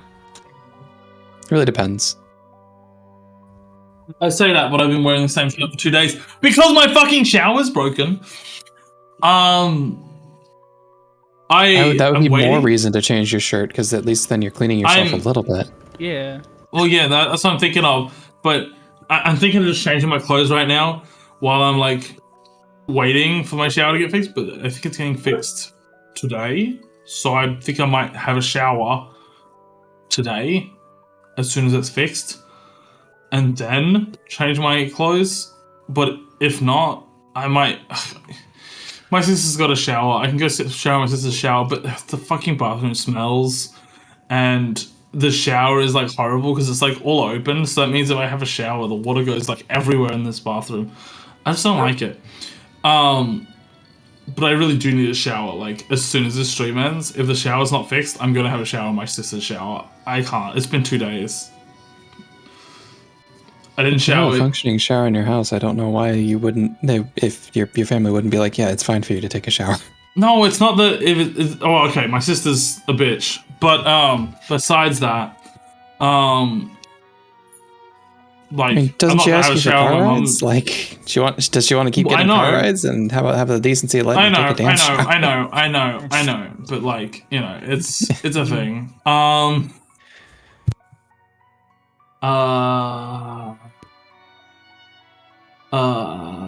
was I thinking? Was I thinking? Was I doing that? I don't Um, think you thought in years, honestly. Yeah. Shut the hell up. I think way more than anyone else thinks I think. I think all the time. You think all the time, but you don't actually think. Oh, I think all the time about thinking. You think, but I don't think that you think about thinking. I think Yuki's right. I do think. I think sometimes, and then sometimes I just blurt stuff out. No, I'm feeling really gross right now. I kind of actually do need a shower, like really bad. I'm gonna have one after this stream, no matter what shower it is. We'll shower no matter what. Yeah, Right here first. I don't care if it's my sister's shower. No, but also my sister's bathroom is like disgusting. Informed. Like she has all her clothes everywhere because okay, I'm not gonna be able to shower in my mum and my stepmom's shower. They won't let me do that. My sister's shower though, I will be allowed to, but like there's clothes everywhere. There's like fucking like random fucking like bottles of like whatever the fuck. Like she'll have like tanning bottles, like fake tan bottles, fucking bottles for like in the random shower? like shit that she uses. Yeah, just like everywhere, just like all over the bathroom. No, like in the shower, not like in the bathroom. Her yeah, cupboard like is in the fucking shower. broken. She'll have Whatever. bottles like everywhere. It's just around the room. Like, as I said, the shower's very opened. There's no like glass between the shower and the rest of the bathroom. It's just like there, you know. It's kind of weird. And then there's a lip like in between it and the rest of the bathroom. But it's just that. And then I had to also like, I don't know. It's just I had to bring my towel up the stairs as well, and then like bring all my own washing stuff because she has her own like soap and shit that like is not normal soap. You know, it's just a process, and it's a little bit annoying. And I couldn't. And when I want to shower at night because that's when I get home from work, and I still haven't showered after getting home from work, so I feel really gross because I've been home from work and I haven't had a shower yet, and it feels ugh, you know. Okay, I'm sorry. Well, let's continue so that we can get you there. Anyways. Oh well, we'll probably end Tara. whenever it gets to the time anyway. Yeah. True. Tara. Yeah. Well, we'll go until I think this chapter ends because the one after this is the final one, and probably. Wait, holy shit! It's the final chapter after this? Yeah, after this one. Yeah, we're on chapter 5, and 6 is the final one. Fuck. What's the next visual novel? Oh. I have to start playing that. So What? I have to start planning that. I have a few in mind, but I haven't Whoa. picked one yet. Yeah, I have 2 ideas for a theme. Either it could be a yaoi yaoi. Yowie? Yaoi? Yaoi. Why did I say it wrong? Why did I say it wrong? Yaoi? Yaoi? You sound like the fucking creature from Fallout. The fucking, like, bear thing. Yaogwai? Yaogwai. Yaoi. Okay. It's either going to be a yaoi visual novel, just because we did a yuri one, so now it would be funny to do a yaoi one, and also because I haven't played any yaoi visual novels, so it'd be interesting to do something different and one that I haven't done before.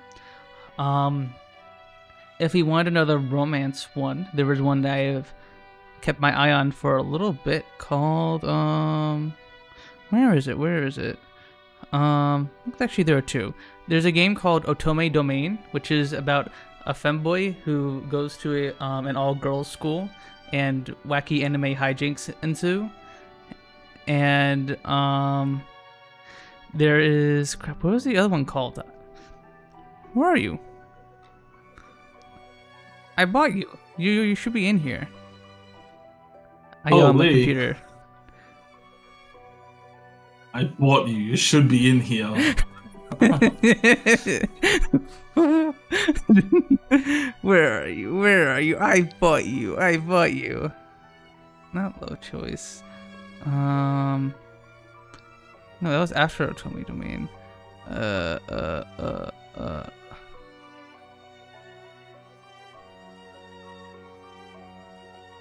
I can't find it, but it was a romance visual novel. A very college age romance visual novel, and I thought that was kind of cool.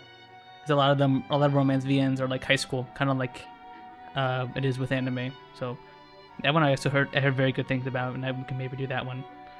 But yeah, I'll talk with you guys off stream about that and see which ones, if there's any that speak to you or something. It definitely would be nice to play one that I haven't already played though, because except for Girls, all of the ones we've played so far have been ones that I've already played. And while this is super duper fun, it would be nice if I could go in with the same kind of experience you guys have, not knowing what's going to happen next. But yeah. Anyway, Terra. Oop, there you go.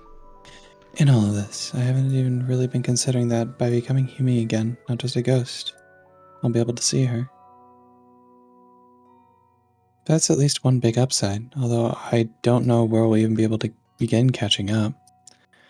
Still, that's something else to be figured out later. Facing the fairies, I nod. Okay. We can start preparing. Are you ready? It won't take long. Yeah, I just need a moment to get ready too. The fairies flit off and rejoin the rest of their kind, not bothering to respond. That's fine by me. I turn back to Abigail, who's been silent throughout this entire thing. At first I thought maybe she'd passed out, but instead she's watching me with anxious eyes. Madison, are you sure? Softly, she leans against me. Well, she kind of falls. Yes, I'm sure. The fairies have all gathered nearer the pond, close to one of the trees. They watch us intently, ruining the chance of any private moment. I kiss Abigail's cheek and feel her nuzzle against me for just a moment. I love you, Madison. She says it with more strength than she's been able to muster so far. I love you too. We look into each other's eyes for one last moment. Then I turn and stride towards the fairies.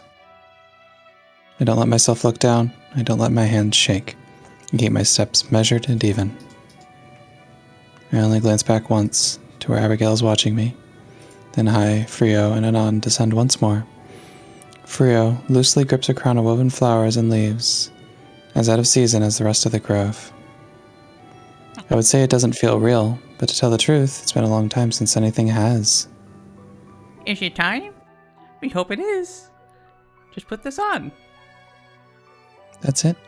All I have to do is put on the crown? That's all for you. Is that too much? We'll do the rest.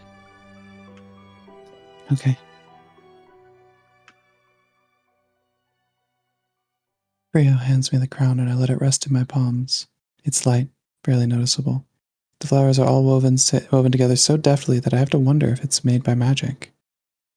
It's also slightly warm, like it had just been sitting in the sun for a while. I swallow the lump in my throat. This is what's best for everyone, not just for me or Abigail, but for the whole forest. With one swift motion, I reach up and place the crown on my head.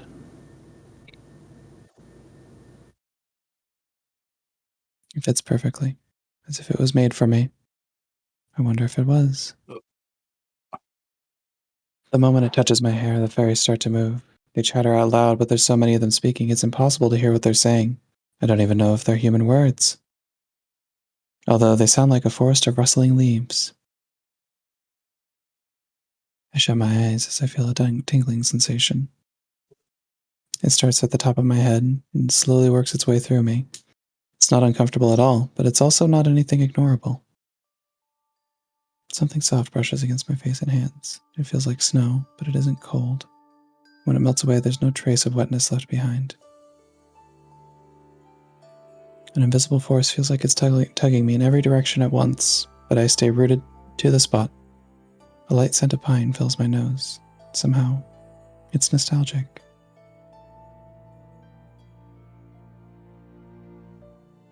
I open my eyes, still in the middle of my metamorphosis. Warmth spreads through my body like a hot cup of coffee, and with it comes understanding.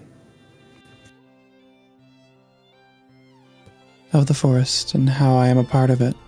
I'm acutely aware of its existence, tuned to its precise frequency. I imagine this must be what Abigail meant by being connected. Memories that aren't mine start to run through my head, a movie that I can't shut off. Visions of trees sprouting from the earth and growing skyward, and of clouds forming and then falling apart. Each denizen of the forest, every tree, every deer, even the sport theorist. Wow. the sport theorists. Even the forest spirit itself come to mind at once, feeling like old friends I haven't seen in a while. Yeah, there's a sports theory guy who lives here and lives here in the cabin. Yeah, the sports theorist. He's part of the forest too. I love theorizing about sports. I actually love sports so much. I fucking hate sports, by the way. Me too. Same. None of it feels new. Wow, we're all such losers. Yeah, I'm such a loser for hating sports. It's not intrusive or foreign. Rather, this knowledge feels like something that's always been there, but without my awareness, or maybe something I'd forgotten. That's a really cute outfit. It's comfortable. And still the fairies dance overhead, the rustling chants even louder as they perform their ritual. I wonder if all fairy queens are inaugurated this way. And at the same moment I wonder, and I know instinctively that they aren't. Visions of a beautiful woman whom I immediately recognize as a missing fairy. One second. Visions of a beautiful woman whom I immediately recognize as the missing fairy queen comes to mind. With her comes a longing, a feeling of something missing. Then as my thoughts turn, the visions and longing are gone too.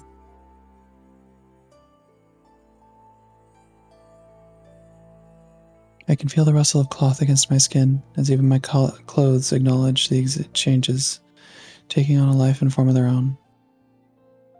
I'm having trouble today. They lengthen and stretch and puff out, and become a dress more elaborate and beautiful than anything I've ever worn before. Living, breathing flowers bloom from its hem right before my eyes, matching the crown on my head. I feel the magic work its way through, over, and around me, enveloping tightly, and then, as the ceremony comes to an end, I start to feel it drain out of me. It seeps down and out, and back into the earth and air, returning to the forest that lent me its strength and trust to take on this role. As I heave a deep breath, the enormity of the responsibility that's been placed on me feels heavy, but not unbearably so. If anything, I'm reassured by the competence and power that I can simply feel that I have. I'm not invincible. I know that much. For the first time in ages, I feel like I am in control. I stumble, just a little bit, as my feet touch the ground that I never knew it had left. The instant that I do, the last of the shifting magic leaves me. Although I can still feel it as a part of the forest. Without anyone saying anything, without any confirmation, I simply know. It's done. I have become the Fairy Queen.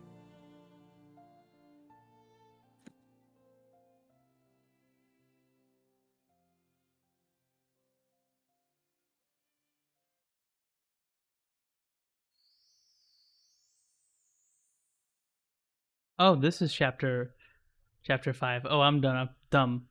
I thought we were already in chapter 5. So we'll stop if we get to the end of this chapter then. Yeah. Oh. Or we'll stop Okay. at like around the normal time. Yeah. Well, I mean, like if we go really fast to get to the end of this chapter, then we'd stop there. But otherwise, we'll just stop when it's like the right time. Yeah. Okay. Yeah, right. Yeah, right. Yeah, we'll never stop. We're just gonna finish the novel today. Yep. No, we're just gonna that finish wasn't the like whole a novel yeah, today right. It without was knowing. like Yep. yeah, right, as if. That was like a yeah, right, as in yeah, right, I get it. You know? You didn't hear like I said yeah, right. But no, if I was like being sarcastic, I'd be like, yeah, right. You know? There's like Yeah, differences in the way I say yeah, right. Yeah, right. Right, yeah. Shut up! I think you guys are being Yeah, nah, yeah. critical. Yeah, no. Nah, yeah, nah. Nah, yeah, nah. Nah. No, yeah, no, yeah. No. My first steps as the Fairy Queen are shaky. At any moment, it feels like my legs might give out from under me. Yet, at the same time, I feel a strange sort of confidence and inner strength. I don't know if magic literally courses through my veins or not, but it feels that way. My next few steps as Fairy Queen are easier. I keep my gaze fixed on Abigail as I make my way towards her. She waits impatiently, concern clearly etched on her face. The fairies budge. The fairies buzz agitatedly over my head, darting and dashing in pointless patterns. Though they don't vocalize anything, I can hear their voices clearly in my head. Our queen! Welcome home! How does it feel? I acknowledge their words, and at the same time, I can feel myself be acknowledged. It comes as naturally as breathing. I promise that I'll get to them in a moment. Madison, are you alright? She clings to my side, her slender arms tight around me. Though I'm not shaking anymore. I actually love her the presence is outfit. infinitely So reassuring. Yeah, it's a much. very nice outfit. It is, it's very, very pretty. Holy. Yeah, they gave her a full set of sprites for now that she's a fairy queen with the outfit. Kind of outfit. I know, right? Such a pretty like. I like big floofy dresses like this. And also, I think with the Classic flowers, femboy. it's not anything anybody would wear outside, but without Yeah. the flowers, it's like it's a very nice dress for like 200 years ago. But you know, Yeah. whatever. Like True. you could wear that to a Ren fair. It'd be a really pretty outfit to wear to like a Ren fair. True. I guess the fairies aren't up with the modern style, you know. I think they don't care What's about wrong? the times of their style. Yeah. Fairy Plus, there's nothing styles wrong. are There's nothing wrong with timeless. dressing like that. Yeah, it's timeless. The way It's online fairies the other dress, day. timeless. Oh, you I have. fought this online the other day. I didn't know you were the fairy queen, Jan. Mian's the fairy queen. I guess she is. She got the dress. She Mm. needs the hair, the flower pins for her hair, and then the crown. There you go. Madison cosplay, easy. Cosplay. I love cosplay. I press my lips to her head, and we sway gently back and forth. I can feel her too, as a part of the forest. Her presence is as warm and comforting as in my head as in my arms. I'm fine. I'm totally fine. She makes a sound that I think is a gasp, but that I soon realize is a sob. Abigail cries against my shoulder, her arms tightening like a vice. I don't ever want to let her go. I hold her as tightly as I can while her body is racked with sobs. Her breath and tears are warm, almost painfully hot. The thin lace of my new outfit does little to inhibit them. I'm so sorry. All of this is happening. I'm sorry. Gently, I find her hands and take them in mine. I squeeze them, trying to impart the same kind of solace that she gives me. It's okay. Really. I'm happy that things turned out this way. I'm glad that I met you no matter the circumstances. Her cries get stronger, and I drop one of her hands in order to brush her hair back from her tear-stained face. We hold each other tightly until she's able to calm down. Meanwhile, the fairies continue to circle overhead, although they remain respectfully silent. Finally, Abigail heaves a steady breath and steps back just a little bit. I'm sorry. Again, it was just seeing you there with the fairy light. I mean, you look beautiful. You still do. More than beautiful. But it made me again realize that everything you've gone through, everything I've put you through. Press a finger to her lips. She looks up at me, surprise replacing the sadness. It's okay. I'd go through it all again to end up here with you. I mean it.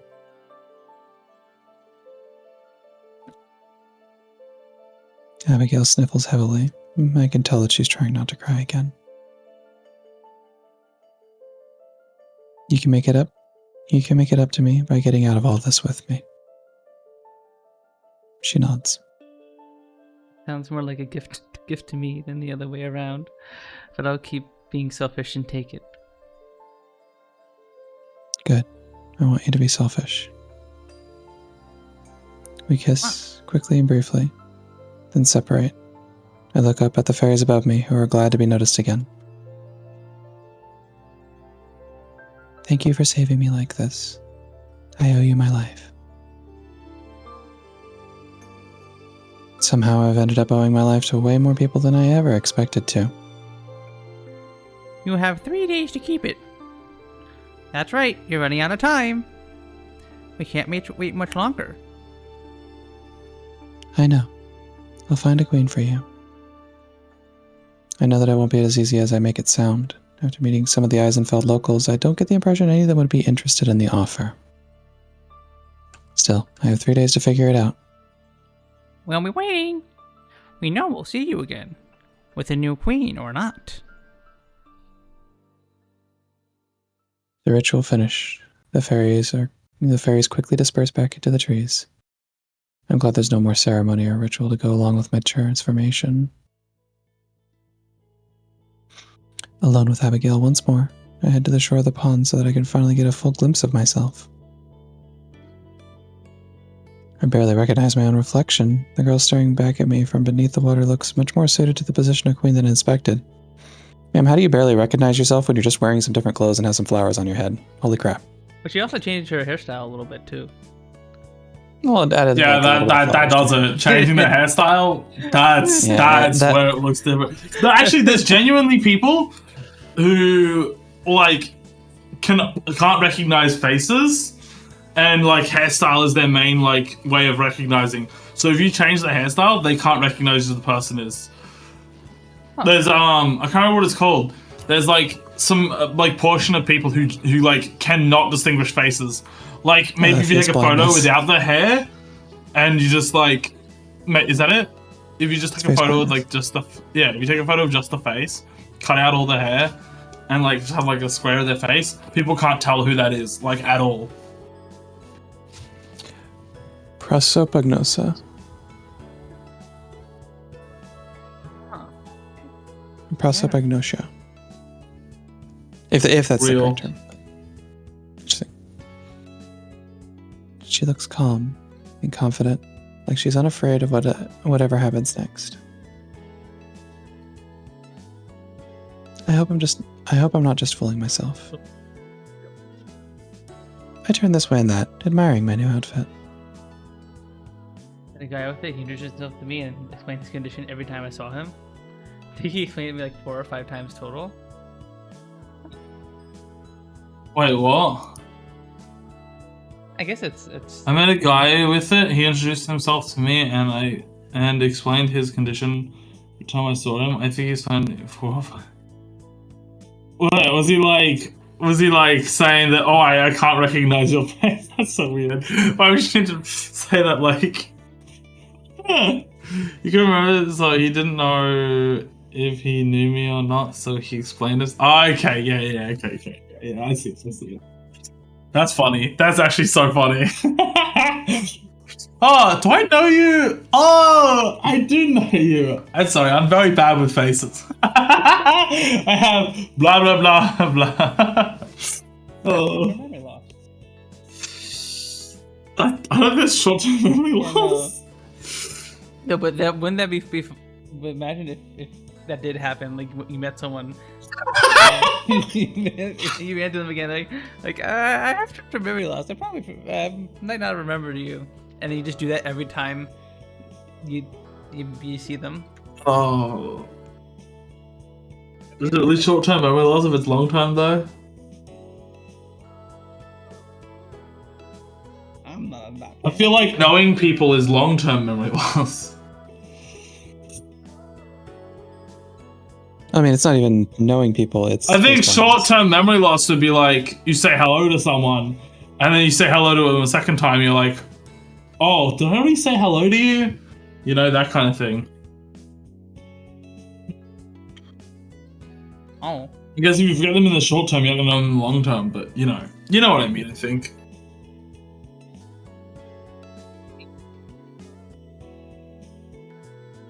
Turn this way and that, admiring my new outfit. Atop my head, the flower crown that the fairies gave me fits comfortably. I wonder if it's meant to tempt me into staying. Abigail moves closer, peering into the water with me. Our reflections next to each other serve as a visible reminder as to why I can't stay. As comfortable and satisfying as this newfound gift is, I had no desire to keep it at the cost of our freedom. I'll get us out of this. Are you ready to go? I am.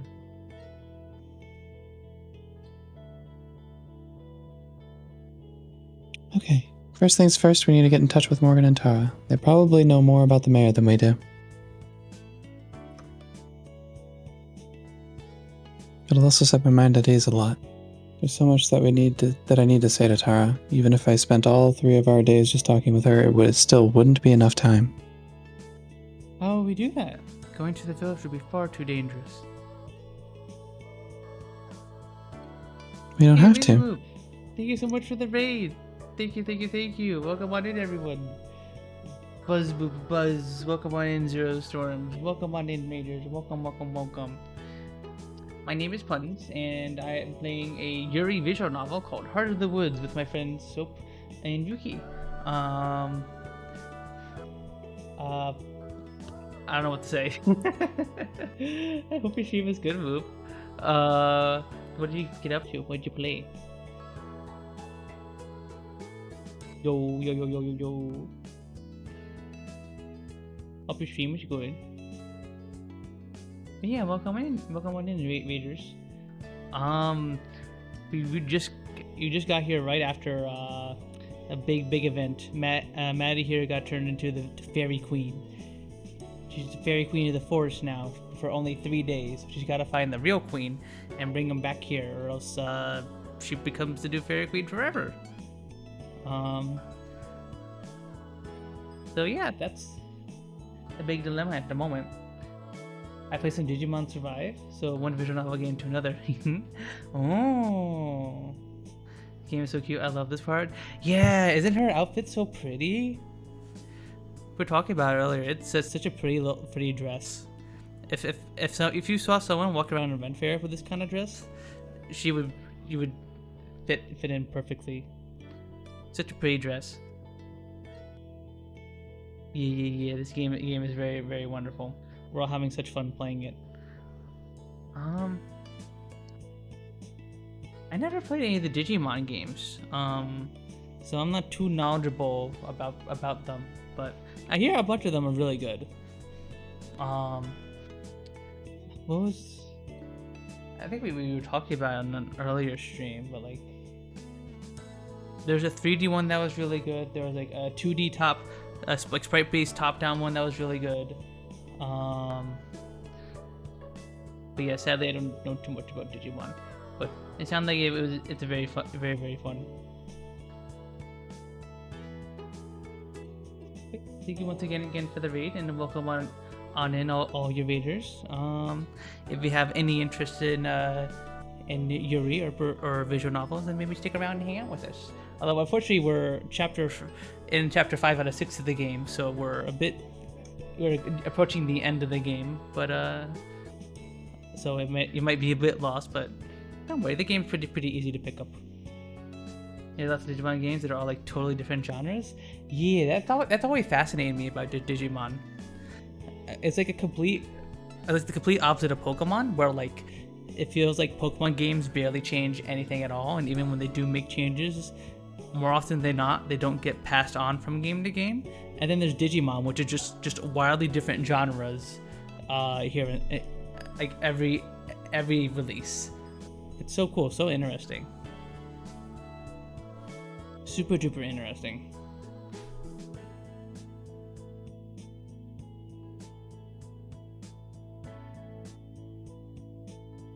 Yeah. I forgot. Did you read this, Yuki? I can read it again. We don't have to. We just have to get to the cabin. I flex my fingers, still acutely aware of the magical tingling. And that's easy like this. Abigail runs her fingers over mine, her skin angelically soft as always. Alright, I trust you. I caught my fingers, squeezing her hand again. Thank you. Speaking of which, there's something I think we should do. I pause a moment, while she waits expectantly. Much like the way my coronation just ended, what I'm about to say seems unceremonious. I think I can return us to the physical plane, too. Both of us. It takes a second for the implication to sink in, before Abigail's eyes grow wide as saucers. Madison, are you sure? Her hand clutches her heart. Yeah. I can't explain how I know, but I just do. There's a lot of stuff I can do now. But that way, you'd be able to talk with Morgan and Tara too. And I know that we'll need all the help we can get at the end.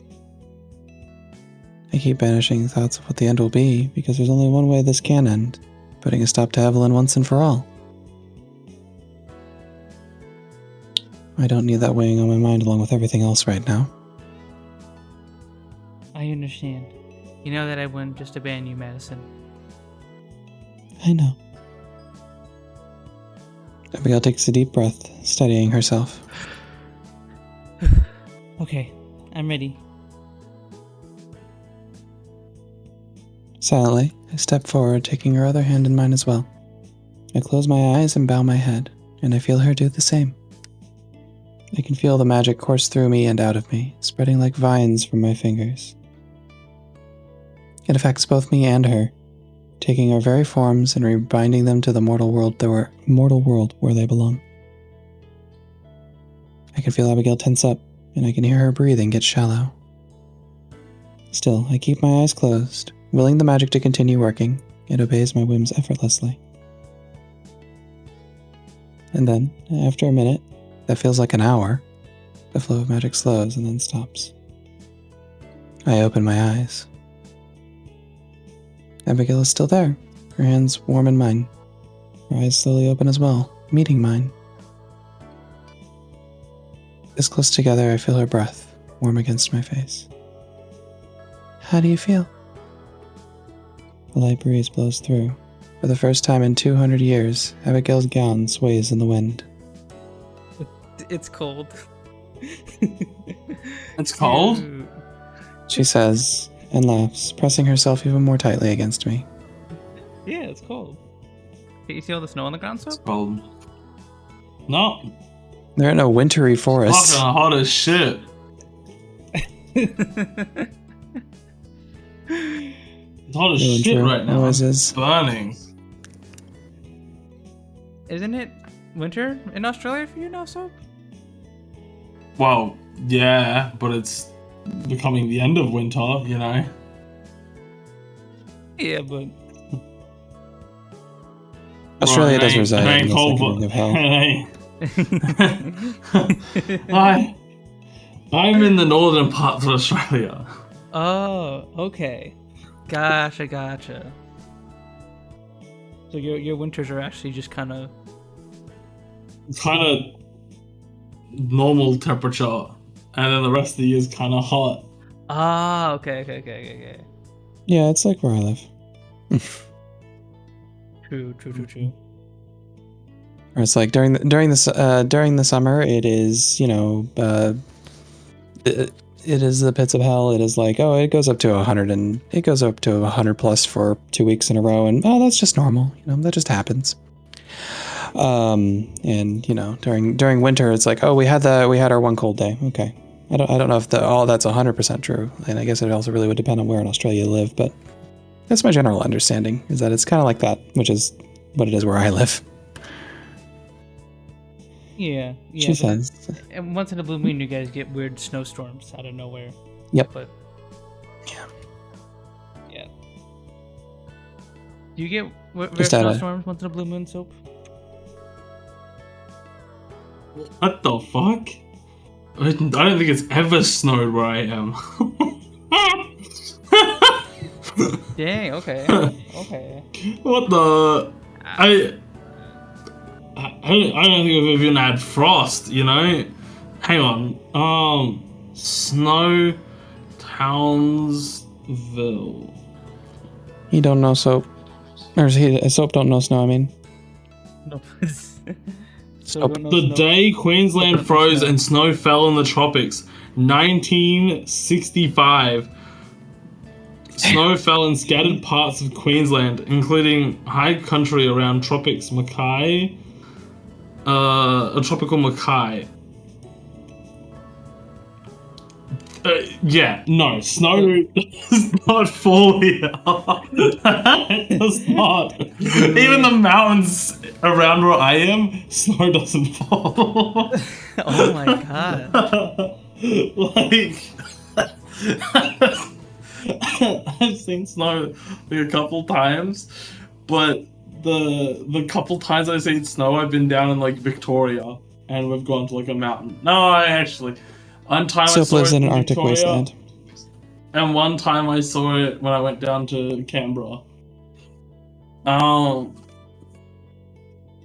No, up here it don't snow. It don't fucking snow. I'm not at all. Noted. You live in an Arctic wasteland. It snows all the time. Mm-hmm. No, I live in a fucking tropical paradise, you know? I love burning No, you live in hell.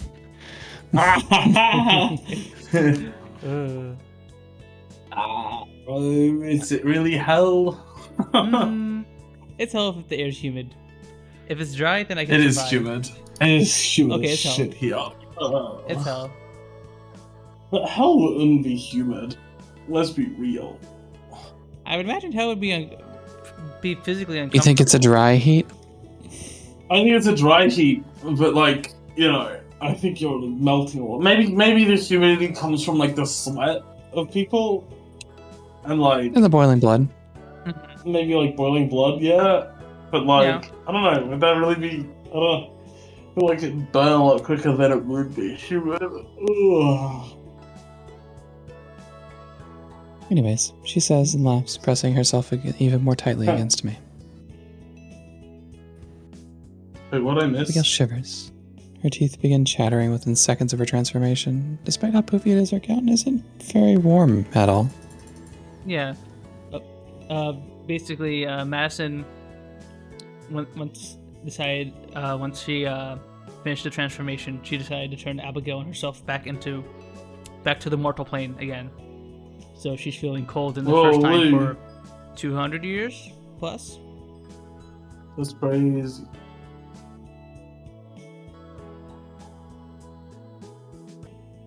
Fortunately, the chill doesn't bother me. It wouldn't make sense for a fairy queen to be susceptible to cold. You got ice resistance. But taking care of Abigail is a pressing matter.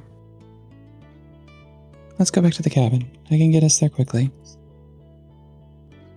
She just nods, wrapping her arms tightly around herself. I hug her tightly as well, and access the magic once again.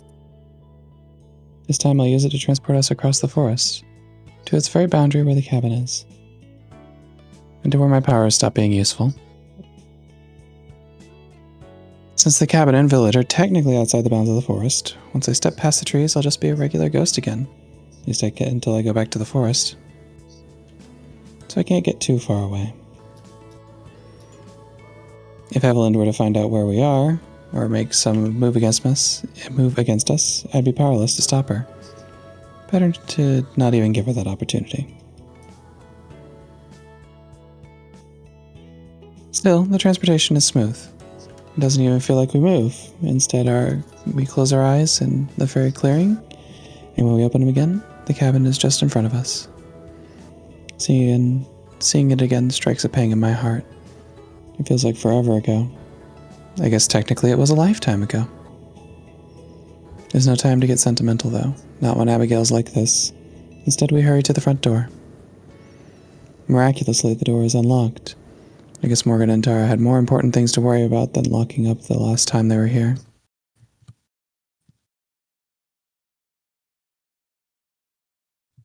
We rush inside, and I turn on both the lights and the heater. As warm air cranks out, Abigail's relief is palpable and immediate. She settles down onto one of the chairs, comfiness outweighing even her curiosity for just a moment. Better? She luxuriates in the feeling, eyes closed in bliss. Her fingers absent-mindedly scrape the soft cushion of the couch, which she presses her back into. It's so soft. Then she leaps to her feet, and zooming towards the kitchen, she drags her fingers along every different surface as she goes, stopping to examine most of them. Ew. My bad. She rubs the edge of the counter. Madison, it's so smooth and cold. At the sink, she examines the faucets intently before spinning one of them. Cold water pours out over her hands. She yelps in shock but quickly grins. Madison, it's like a river. Then she reaches the heater, which is pretty much keeping her alive right now. Like a cat, she basks in front of it, relishing in the warmth. Each sensation seems to bring her immeasurable joy. For me, it's been a couple weeks. For Abigail, it had been 200 years without feeling warmth, cold, or textures. I watch fondly. I wish we had more time to enjoy ourselves, more time to show her modern things, like films. I remind myself that I can't think like that. We just don't have the time yet. We just have to get through this, then we'll have all the time in the world. I'm gonna get you some warmer clothes. I'll be right back. All right. She's still plopped in front of the heater, closer than I thought would be comfortable. Heater. Smiling, I head into what was once my bedroom. Magic hot box. Magic heat box. It's been rearranged a bit. My suitcase has been shoved to one corner, forgotten. My laptop sits atop my bed, although most of the video gear is missing. Tara and Morgan must have taken it with them when they left. Good thinking.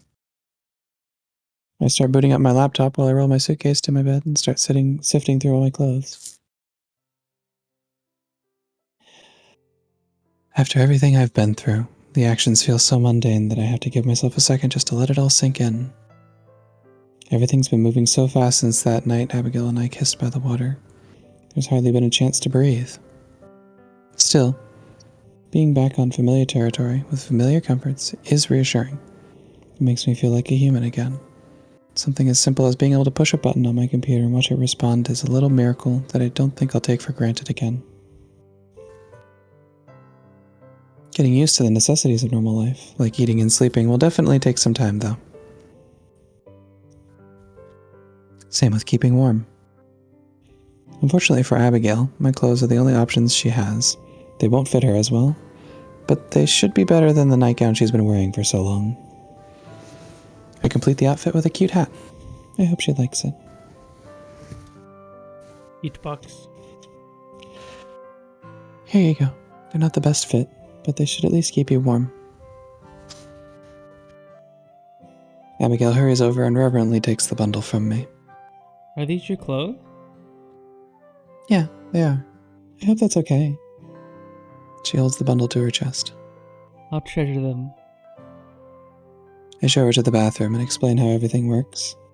I have to admire her restraint in just accepting everything modern in stride. New outfit unlocked. Cute. It isn't Whoa, too wait, long new before she outfit? emerges once Let me again. see. Yeah, new outfit unlocked. Oh. She kind of looks like Evelyn. Does she? I'm I mean, Evelyn had like the suit jacket and the button-up shirt, I think. I think she had the suit jacket, yeah, but I'm pretty sure she had a suit jacket and a button-up shirt. I'm pretty sure. Everything else about the outfit's different. I was just saying it because I was being stupid. okay. Okay, this is very cute.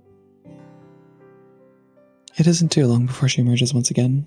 She holds her arms wide, cloth hanging a little loosely from her in parts, but she's smiling. How do I look? Gorgeous. Classic. That's the word I managed to stammer out. Though there's a whole slew of them that would work. Call me biased, but I think my clothes look better on her than me. Giggling, she does a slow spin, showing off more. The person who chose them has wonderful taste. Abigail gets comfortable in the living room while I grab my laptop from the bed. I sit down beside her, tuning it so she can see. Turning it so she can see. This is a computer. It can do a ton of things, but it also lets people talk via long distances. And that's how you're going to contact Tara? Right. Abigail watches with rapt attention as I open a browser and wait for the painfully slow internet to load my email. Whoa, first they have heat boxes, now they have communication boxes. Heat boxes. Yeah. You got the heater over there, Heat which boxes. is a heat box. I got the heat boxes, bro.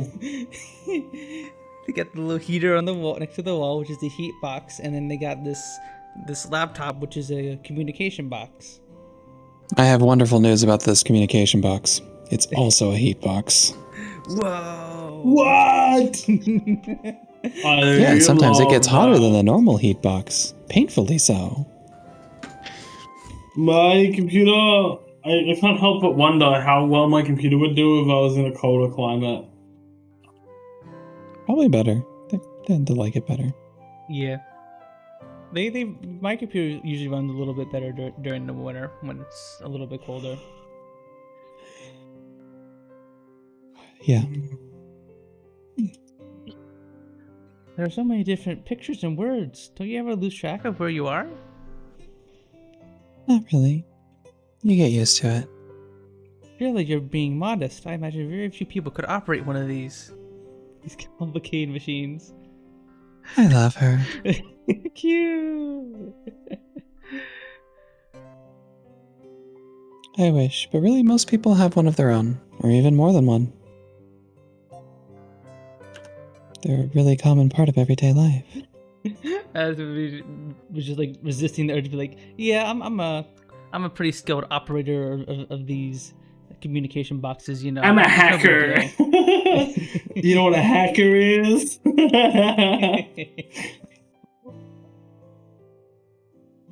I see. In that case, you'll have to teach me.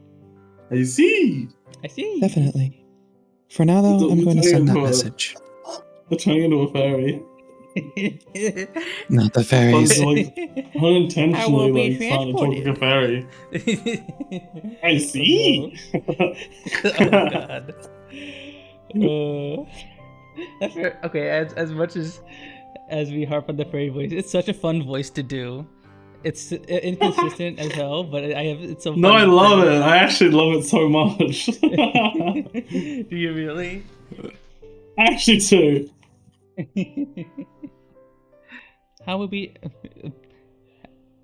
transported? It's, I try to think of how to explain this. Then I realize I have the perfect analogy. You know how the forest is all totally connected? Like how you can sense all the different parts of it? Abigail nods, and slowly her face gets pale. Madison, don't tell me that modern people are connected in the same way. I can't help it, I burst out laughing. Indignantly, she waits I'll be for me back to after you get finish. food. It takes me past the point of having tears in my eyes before I do.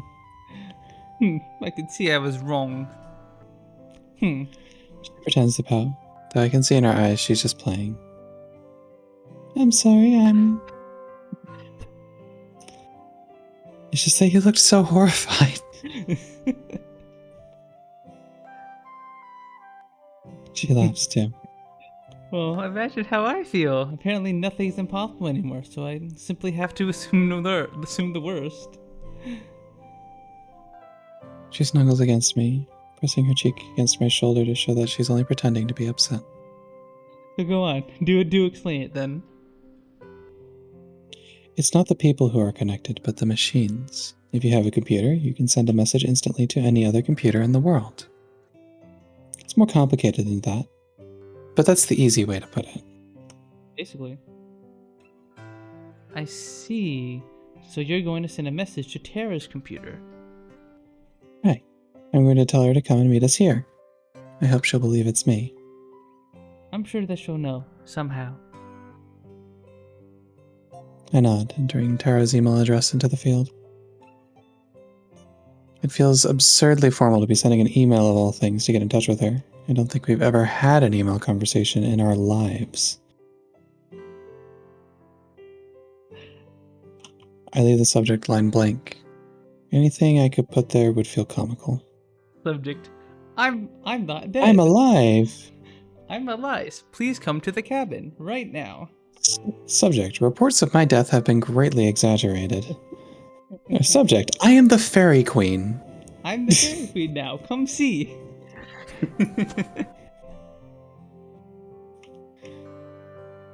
I don't really know how to word the rest of this message, so I don't think about it.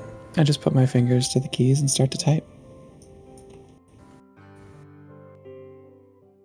Dear Tara, I know this is going to sound kind of hard to believe.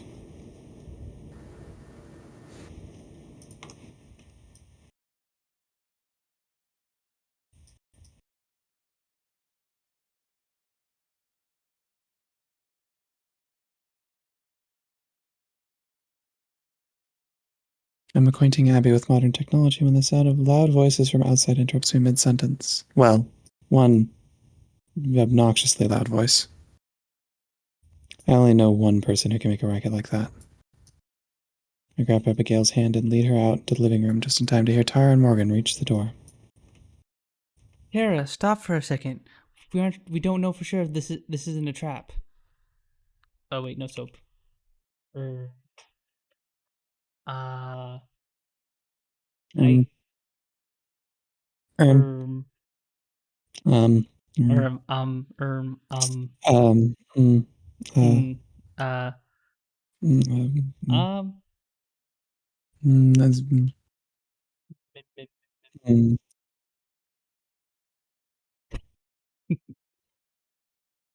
I guess I can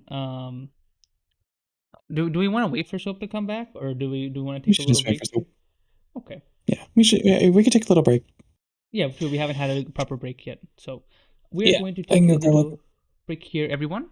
I'm gonna go run some ads real quick, so that way they don't pop up later on. And well, I'm gonna aim go pee and stuff, and then we'll get right back to it.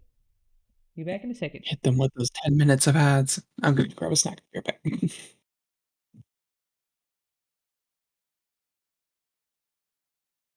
Where's the BRB? Where's the BRB? There's the BRB. There we go. All right, be right back, guys.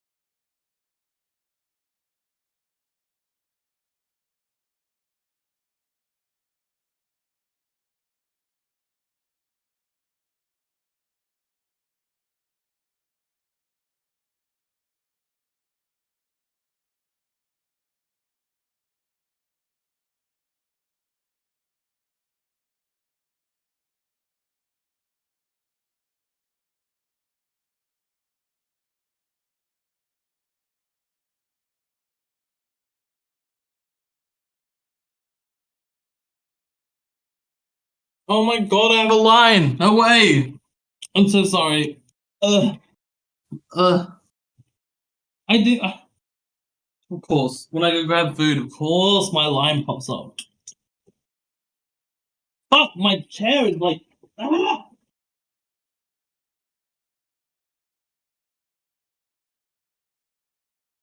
My headphones were like stuck in my chair wheels. Ah! Hi. Hello. Hello? Hello? Anyone there? Um. Ooh, we abandoned you, so you took so long. We're dead now. Ooh. Oh no! You're back, so come back. Your Hello. Tara came up, so we were just like, "Eh, we haven't taken a break yet, so we'll just take a break." So me and Yuki went to the bathroom. Sick. Yeah. You didn't miss much. We basically just went to sent Tara an email to come to the cabin, and her and Morgan are about to enter.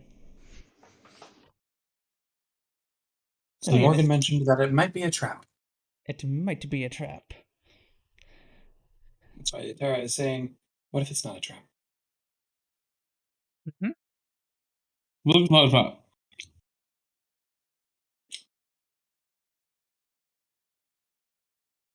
If you received an email from a good friend of yours telling you to come to a cabin in the woods, A good friend that you were convinced is dead. Yes, a friend you were convinced is dead. Well, I'd probably turn into a mon. I would turn into a mon calamari, and I'd say, "It's a trap." You know. and just anyone go. Damn. What if it's not a trap? What if it's real? I can't help it. I turn into a mon calamari that's very suspicious. I mean, yeah, you're not wrong. You're not wrong. I guess that would be pretty sus of you to do. I guess.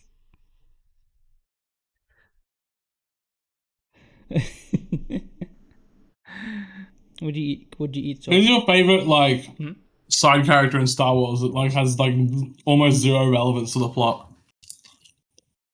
I like the guy that says McClunky in the episode 4 in the oh yeah, that's the guy that tries to shoot Han Solo when we see him for the first time. It says McClunky, and that sounds so silly. What the fuck says McClunky? I can't remember this. Let me pull up the scene. McClunky.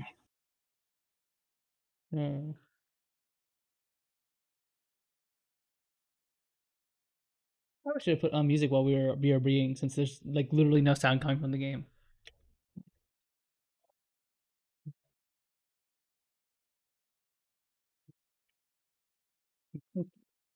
Oh, we're clunky. Okay, here we go. I'll show this on stream to you guys. Firefox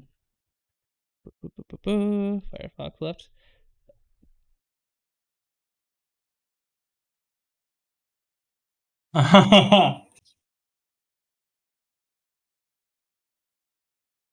Yeah, I like this guy.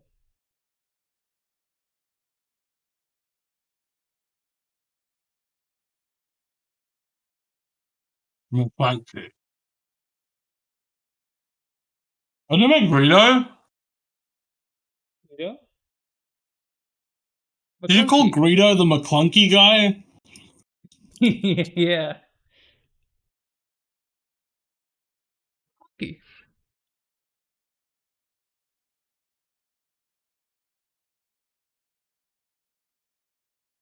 McClunky. Greedo's the McClunky guy.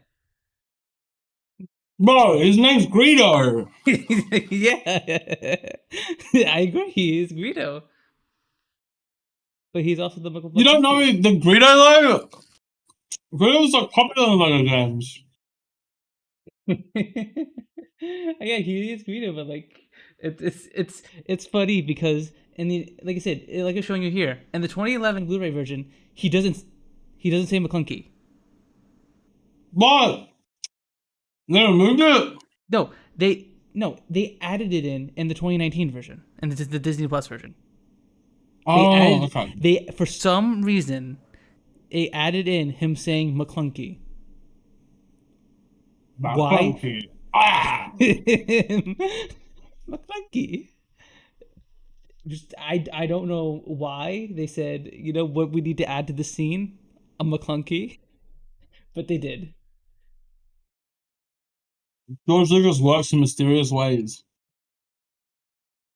But yeah, you couldn't even begin to comprehend George Lucas.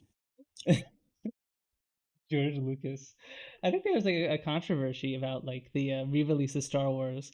Apparently, a bunch of scenes were edited to add a bunch of extra rocks that weren't there before and other like really weird. Oh minor yeah, no, changes. George Lucas is fucking stupid. Yeah, He went and added even the 2013 versions of the films was stupid. They went and added a bunch of like CGI that was like, why? Oh yeah, that's right. They Why did made I need to CGI see a Jabba the Hutt. giant? They made CGI Jabba the Hutt show up for some reason in Episode 4. That was Hmm. Well, okay. To be fair, the original Java is not how it should be. yeah, yeah, I guess, but hmm, They had it.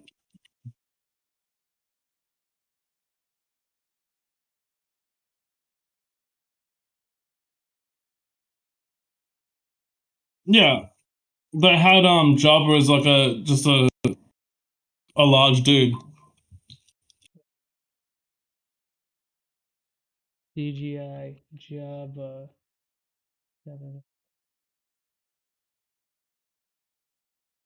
Yeah, because again, in the I don't even original know this was release, in the. I know this is the original, and then they just retconned what Java looks like. yeah, it looks like they changed him a few times.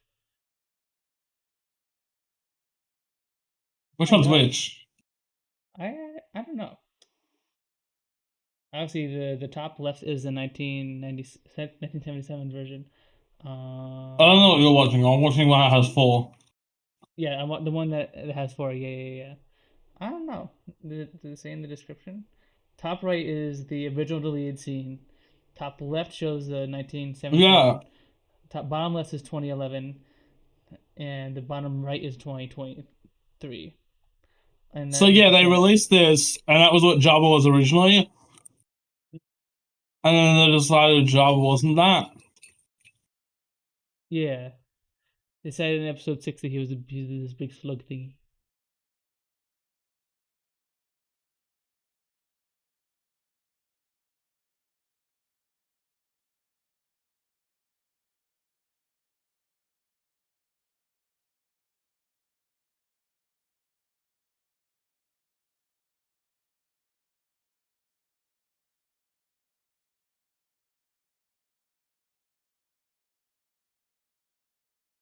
Anapuno.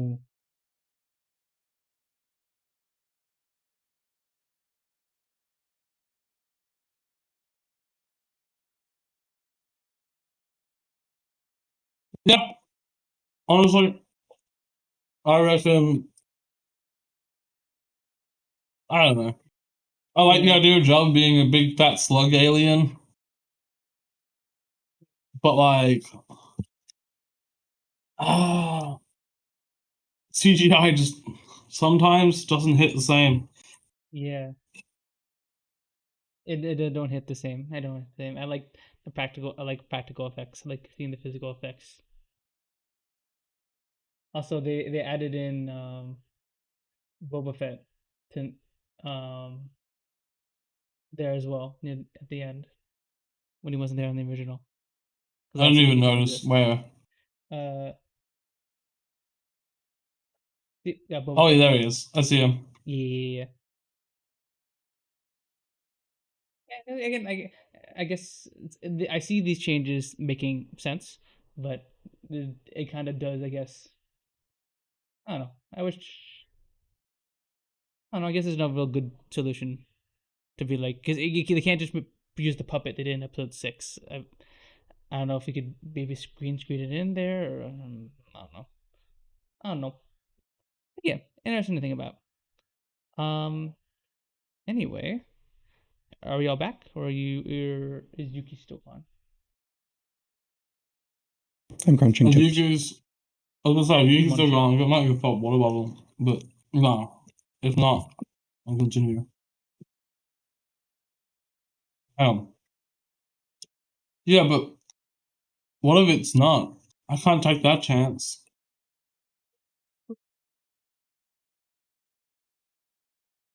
I'm going in. Tara, wait.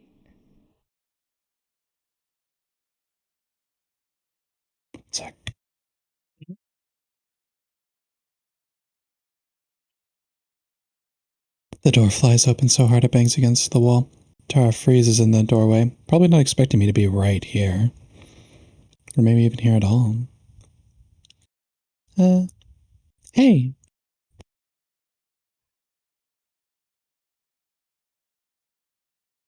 Everything I had rehearsed and planned to say in my head is forgotten in an instant. Somehow this feels more unreal than anything else so far. I never had time to doubt any of the stuff that's happened to me. I've had plenty of time to doubt that I'd see Tara again. Tara's mouth flaps up and down like a nutcracker statue. I don't think she forms a single coherent word. I'm gonna go like. Is that what it's supposed to do? Or does she mean like a nutcracker? Like psh, psh, psh, psh, psh. Da da da da da da da da.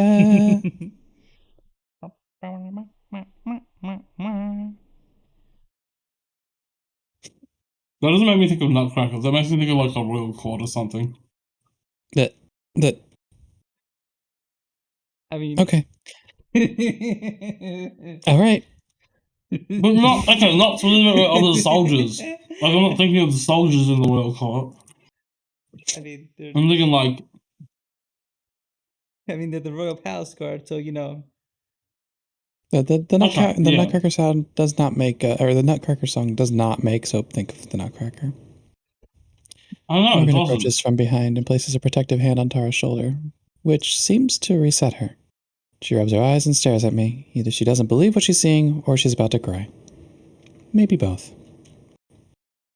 You changed your look a bit, huh?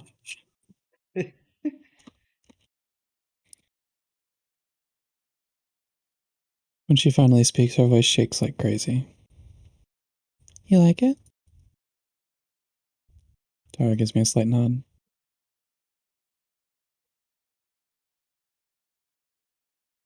It makes you look like a total nerd. That's something I would say as well. Holy! Is that what you would say when you see your friend who you thought was dead appear right in I just front like of calling you people wearing a nerds. Ren Fair dress? I just like calling people nerds. Okay. My dead friend alive? Nerd.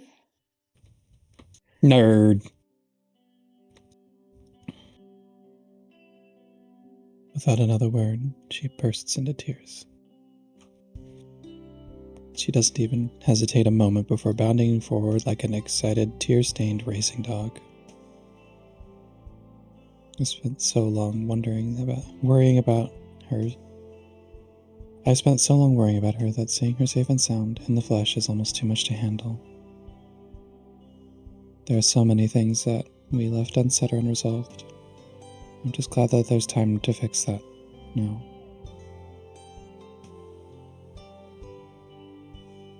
I thought you were dead. Me too. We both burst into Really? laughter, still punctuated with sobs. I thought she was like kind of like an in-between state. She wasn't quite dead, but she wasn't quite alive. Undead but not, huh? Yeah, she's like. That's what they said, right? Like, well, you're not quite dead. Well, you're kind of like in this like in between. That's what they said. So she wasn't really dead. How Abigail explained it, but also Abigail, I don't know if the concept of ghosts existed to a 200-year-old person in insert country name here. So. Oh yeah. She probably would have just said, if she was a modern person, she would say, yeah, you're a ghost. But, yeah. Yeah, I guess that's the best way she could explain it. But at least we both have the clarity of mind to something. Did you not read that line? I don't think I did. Oh, but at least we both have the clarity of mind to know that this hug has gone on for too long. When we split apart, she has a big dumb grin on her dumb face. Welcome back, Mads. Good to be back, Tara. Our reunion over, Morgan finally steps forward, taking Tara's hand in her own. She smiles at me, her expression soft for once. Hey, Maddie. Good to see you again. Her voice is as calm as ever, but with a wide, genuine smile on her face tells me that these last couple weeks have changed her as much as they changed me. I can't tell if Morgan's sprite is supposed to be that big or not. I feel like she should probably be, like, next to... It's supposed to be... on the camera. It's supposed to be slightly larger, with the more ominous smile staring directly at the screen. She's talking to us. She's actually, like, directly talking Just to Monica? us. That's why. Uh-huh. Only Monica. Just Monica. Just Monica, dialogue prompt. You may only click OK. You too, Holy Morgan. shit. I feel like I should say something more than that, but I know neither of us has much for words. It's nice to have someone else who feels the same way around for this, feels the same way for once. Before anything else, there's someone I'd like to introduce you to. I turn to gesture for Abigail, but at first she's nowhere to be seen. Then I spot a familiar flash of pink and purple lingering by my bedroom door. Little peeker. Little peeker. Right. We spent so long together that I forgot how timid she was when we first met.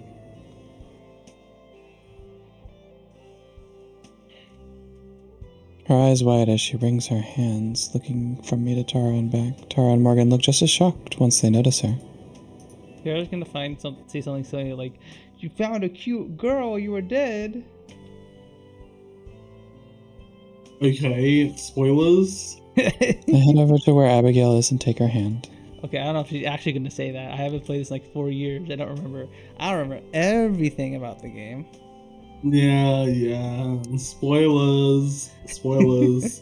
Nice guess, Pons.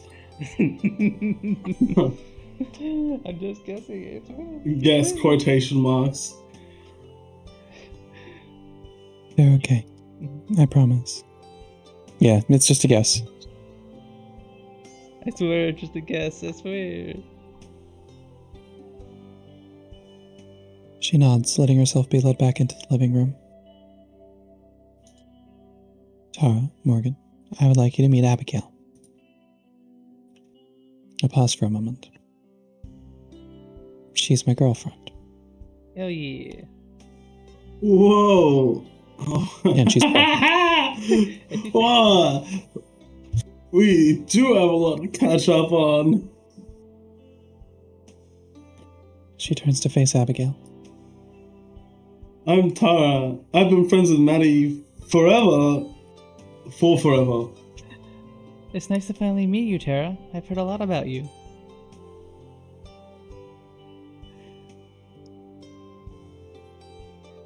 Hell yeah. All good things, I hope. Mostly. I'll take it. Morgan steps forward too. Morgan, nice to meet you. Abigail nods politely. You as well. Crap, I've just been doing my... Now it's time for self-RP. Let's go, RP. Everyone's had to do it. Now it's my Every turn. DM's favorite thing. God, I love talking to myself in different voices. I definitely don't feel schizophrenic. I love sounding like a crazy person to an onlooker. So, let's sit down. We've got a lot of catching up to do, and not a whole lot of time to do it.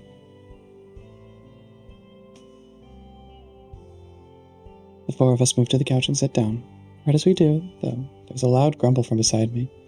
Abigail clutches her stomach, looking absolutely mortified.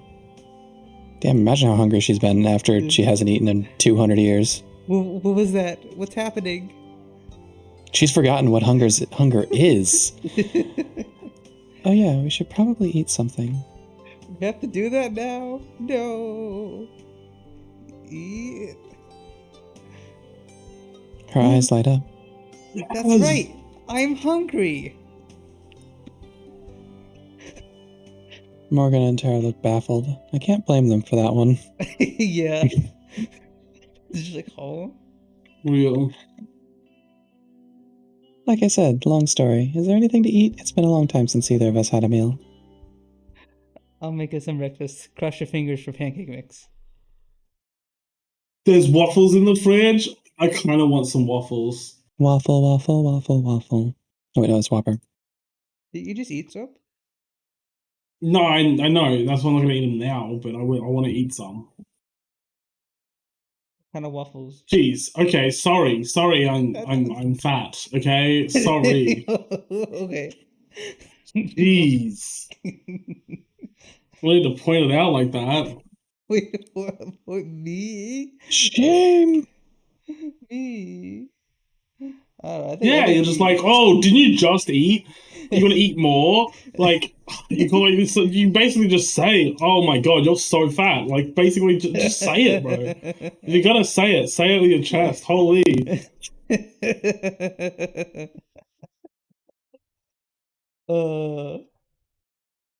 No, I get you. Sometimes I have cravings for like blueberry waffles are good. Those are like something I could smack on any time of the day.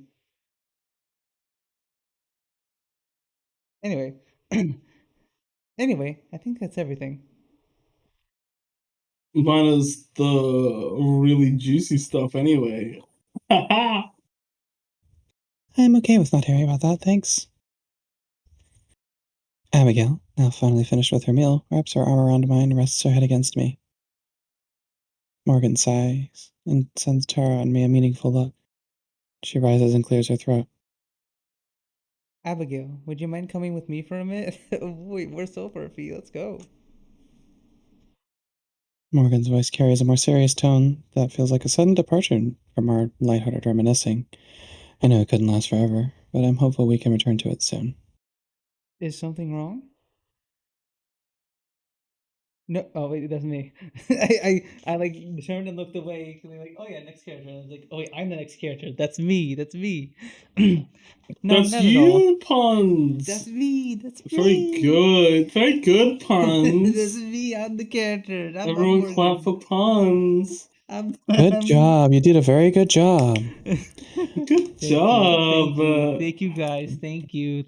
We're all so proud of you. Thank you. I'm so good. I am so good at playing visual novels. I am the best visual I novel know. gamer. You're like a visual novel expert. Whoa. If I could pat you on the head right now, I would. Because you deserve it. That's wowie.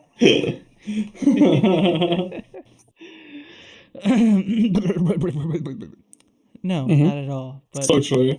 there's something we need to talk about. And besides, She looks at Tara, then over to me. Her tone might be serious, but her soft expression makes it clear she's not about to deliver any bad news. these two might need a bit of privacy. I nod at her as Abigail lets go of my arm. With a quick kiss on the cheek, she stands and walks to Morgan's side. The two of them head towards the bedrooms, leaving Tara and I to stare at each other in silence. I, for whatever reason, look mortified. We look away from each other awkwardly as I try to think of what to say. Should I speak first? Should I wait for her? What do I say? She knows how much I missed her, but there was so much tension between us before I died. I never had a chance to apologize for hiding Abigail, or for how I handled telling her I was going to quit. I take a deep breath and raise my head. I just need to go for it. I spent enough time waiting to speak. Whatever happens, happens. I'm sorry. I'm sorry. I don't think with Discord delay we are even going to possibly say that in Did I get sync. even close? No, you Maybe were close. Did it even... No, we're close. Fuck, I said it earlier on my end. Did it come through earlier? You Or did it come there's through like way later? 2 seconds later, so. There's like a 2-second Fucking there's hell. there's no freaking On my way. end, Yeah. in my end, it was before. Oh my god. Yeah, no, okay. If it was you were both in the same area, I'd be like, yeah, go for it. But nah, it ain't gonna happen. You guys, we'll take it. We'll take it. I shouldn't have. It was really shitty of me to. I just. Closer? We both slam our mouths I shut. said that one a again. lot sooner, but not. Tara's face not- reddens and she chuckles softly. Maybe we should take turns. As long as you don't mind going first. She takes a long, overly dramatic breath and closes her eyes. I know I was shitty to you about leaving. I should have listened to you and accepted it instead of being all bitter and passive-aggressive. I know it was even shittier once we got evidence. I shouldn't have frozen you out like that. Maybe a bad choice of words there, Tara. Oof. I mean, I should have ignored you the way I did.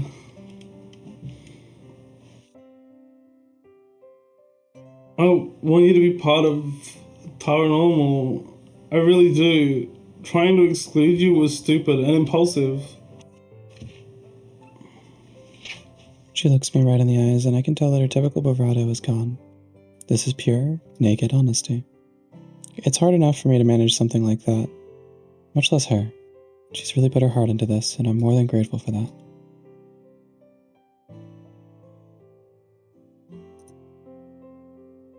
When all this is over, whatever you decide to do, I won't stand in your way. You know I always want you to be part of Paranormal, but you gotta be your own person. And you're my best friend. Thinking I might have lost you forever made me realize that I honestly have no idea what I'd do without you. I give you a lot of shit, but I really do love you. And I'm sorry all this happened because I was too much of a screw-up to remember that. Tara exhales and slumps back into her chair as if the act of apologizing drained all the energy in her body.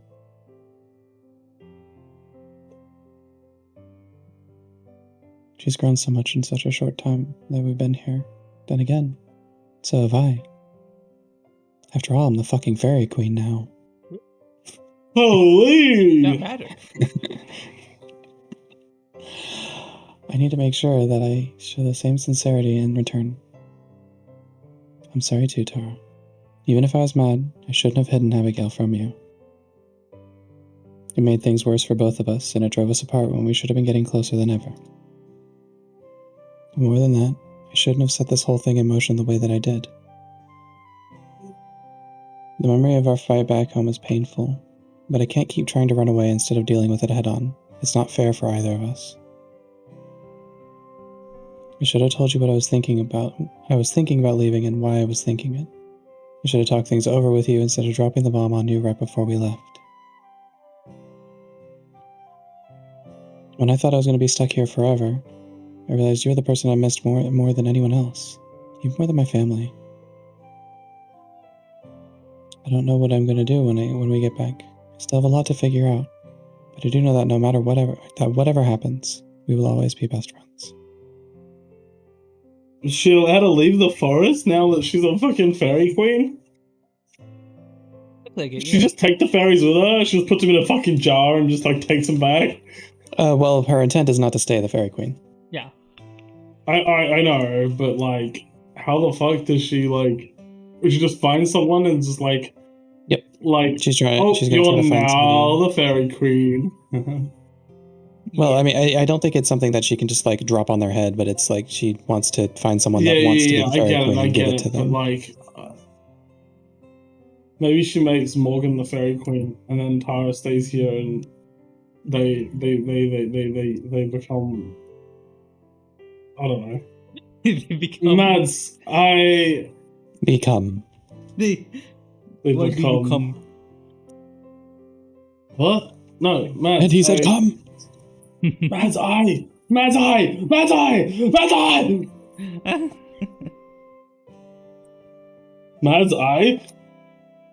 As she struggles to think of what to say next, I gently put my arms around her in a reassuring hug. We've said enough for now.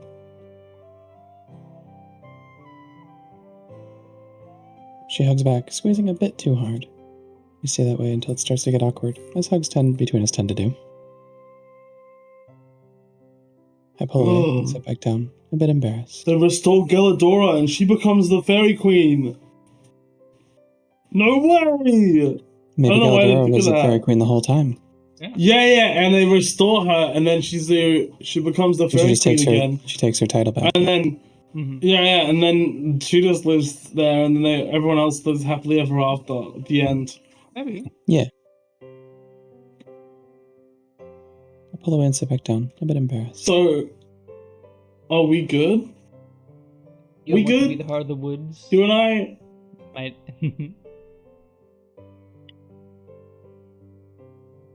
I let out a deep breath, releasing the anxiety that had been twisting in my stomach twisting my stomach in knots.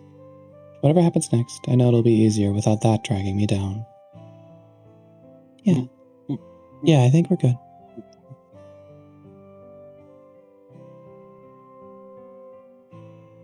Are we good enough for me to start calling you the host with the most? What does that mean? You know the term, the hostess with the mostest. You know that term. It's kind of that thing, I assume. Oh, really? You've never heard that? No. Oh, okay. Okay, I guess not. I don't know it. The ghost with the most. Don't push it. Oh, no. Peace, I am no longer reading everything. You're free, Yuki, you're free. Oh no, I put candy in my mouth. Oh no. It's over for you. It's all over. We went to the grocery store with Shio today, and we got a bunch of food and some candy. She came into the room and gave me some What do Whoppers. you? Wait, Panda. Finn, what do you mean Australian? That's a term that's used outside of Australia. I don't think that's an Australian thing. I think that's like maybe a British thing, but it's not Australian.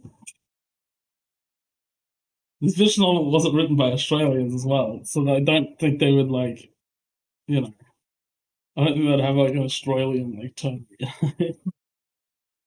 What about the host of the most That's or it. ghost of the most? No, that's not Australian. Yeah, no, host the most is like a normal thing. Your mom is Australian? True. Wait, which one? Damn. Which one? Well, okay. IRL, I have like. Oh, we're I gonna have, get into like- VR chat RP family. So boy. Yeah, Okay. IRL, I have like my biological mother. My dad's getting remarried again. And my mom also has a girlfriend, which at this point is basically a stepmom.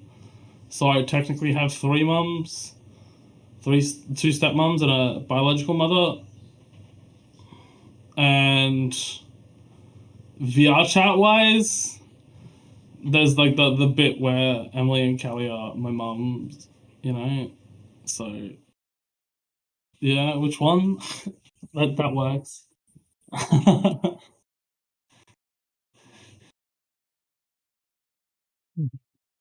You are not immune to mum jokes? I'm very much so not immune to it. That's a lot of mums. Yeah, it was funny when people at school would be like, "Your mum's gay." I'd be like, "Yeah, she is." Like, quite literally.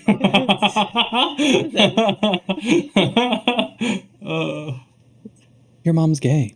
Correct. Yeah, you're right. Triple mum And? dick damage. Ah, fuck. Be true. And then the count in VR chat, it's like 5. You know, it's 5 times damage. Okay, I see. Fire.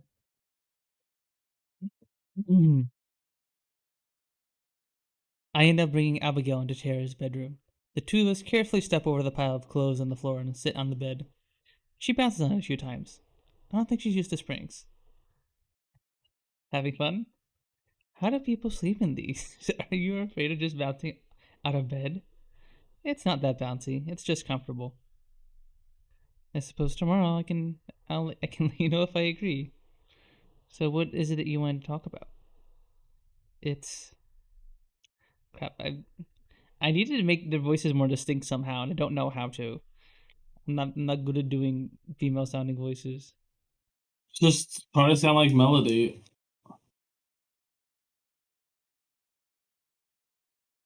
You guys can't see this, but like I'm like making a hard thinking voice, thinking how Melody sounds like. Hard thinking voice? You mean Hard face? thinking face, yeah. Hard thinking face. I'm making a hard thinking voice right now. I'm thinking about Puns. Hmm. Uh, uh, uh. Well, well, well. I don't know. Huh.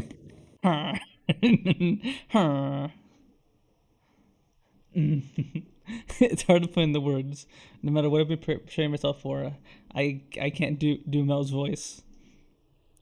It's about family. Our family.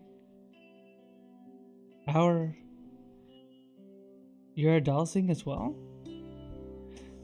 I'm a Fisher, actually. But a change in last name doesn't change the fact that we're part of the same family. First, I couldn't believe it. When Maddie and Abigail were telling their story, I thought there must have been some kind of misunderstanding or that I'd heard wrong. The details are all matched up. Not just with what Evelyn's told me over the years, but look. I also cannot read today, Jesus. Not just with what That's Evelyn a great grandmother. Holy. Evelyn told me over the years. Great, maybe? Something like 200 that. years? Crazy. How many greats is 200 years? Between probably 3 and like 8. I mean, it could be like really low, like, or it could be like really high, depending on like how. Well, how so often, if you're gonna have a child, it would be before you're the age of 50, right? Probably 40. Well, not many people have children after the age of 40. Yeah. Yeah, that's the thing. So it can like 200 range. divided by 200. It can range a 40, lot. 200 divided by 40 would be 5. So that would put you at grandmother for 3, so 2 more. So somewhere between 3 and like 8 or 9. Yeah, okay, I see. Yeah, so something like that. Depends on how often Evelyn swaps bodies. I guess. Depends on how young, and it depends on. Oh yeah, how it also young depends is. on. Yeah. Oh, I know it doesn't really depend on how often she takes it because she just always takes the. Well, if she takes mother if of she that takes them really young, generation. then like she'd force the mother to have a child younger than like generally the person would. Yeah, because like I think I forgot the exact ages, but I think Morgan is like 20 or 19. So if she did do this every 20 years, then yeah, could be much. Then that would be 10 generations or 7 greats. Yeah. Oh, but all the I details. just crushed my finger. Oh, Don't do that. I know. Clearly, you don't know because you just did it. Don't It do wasn't that. intentional. Well, make it intentional this time and don't do it. Yeah, next time do it on purpose. But the details all matched up. Not just with what Evelyn told me over the years she tried to break my spirit, with the notes and journals left behind by those before me. So she hasn't changed. After all these years, it's still us. Yeah, I'm supposed to be next. There isn't anyone else. No siblings or aunts or uncles. Just me and her. He makes a sound of sympathy and moves closer to me on the bed, touching my shoulder gently. I tense up, almost shaking hard enough to shrug her off, but she remains. I don't want to be that person anymore. The one afraid to let anyone close, physically or emotionally. I'm sorry. I just nod. I can tell that she doesn't know what to say either, and that's fine. Do you mind if I ask you something? Sure. Why didn't you leave? Back in my time, it wasn't even a possibility. There was no way I could have escaped. We wouldn't have gone very far if we tried. But now Madison told me about all sorts of fantastic machines and devices. Surely you could have gone. I shrugged. Of course I considered it. Dreamed about it even. But there's no way she can know that. And besides, I thought about running away many times. I thought of a lot of different ways to make sure she couldn't hurt me anymore. But the same thing stopped me every time. She wouldn't just give up because I'm not around. She'd find someone else, just like she always has. And they die instead. That's kind of noble, honestly. Yeah, I guess. I guess so, but How is it not? Like, she's like, well, I could just run away from my problems, or like this terrible thing that could happen, but I don't want to I don't want it to befall someone else. So I'll figure out a way to solve it, or I'll just like sacrifice myself so someone else won't die. it would be noble if this was truly a problem created by Morgan, but this was a problem placed on her from her birth. No, I This know, wasn't a I problem know. of her choice. I'm not saying it's like the right thing that she has to do. I'm saying that she's making a decision that's very like selfless. Yeah. You know? Yeah, exactly. I feel like selflessness is considered a noble trait, is it not? Right,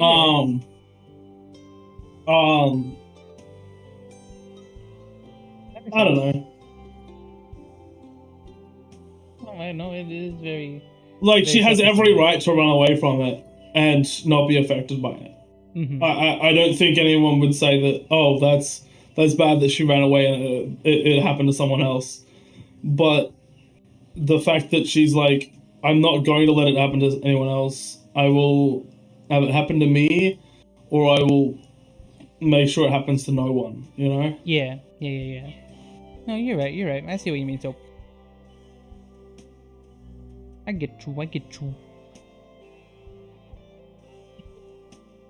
I wait for her to tell me that's ridiculous, and that I should have put myself first, or burst into tears at the very notion. Instead she laughs. It's not a happy laugh, though. I see. I understand, truly. I chose to die for someone else's sake as well. Someone I cared about very deeply. She sighs wistfully, remembering days long gone. I can't help but smile, the same way that she laughed. I see I'm just carrying on the family tradition then. Let's make sure it ends with you.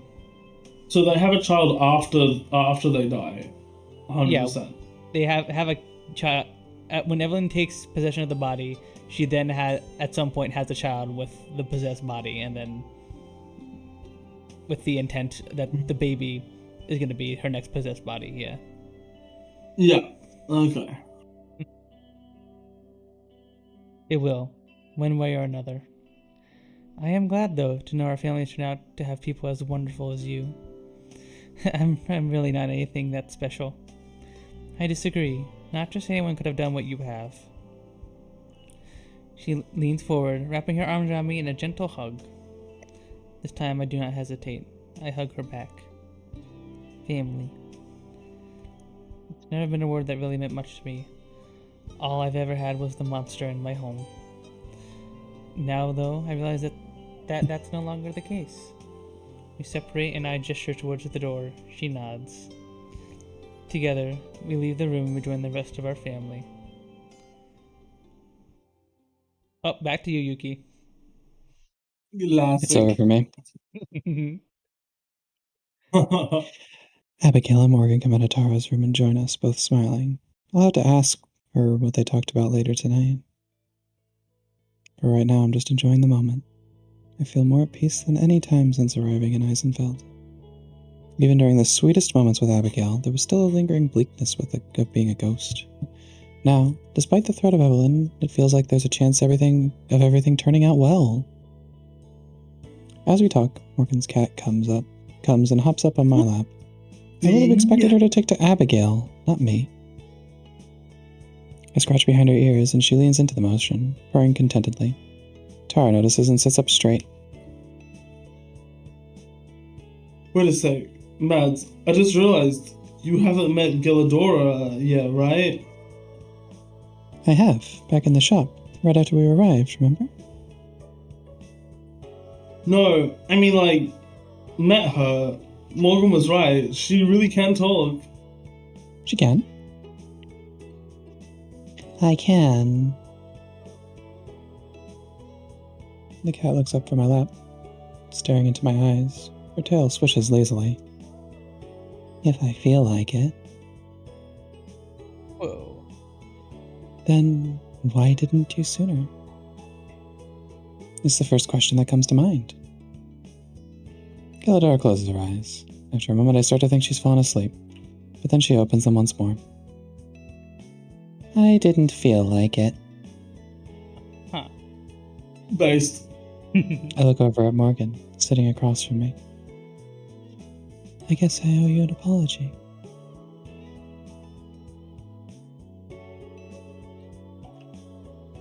That's fine. She certainly didn't make it easy to believe.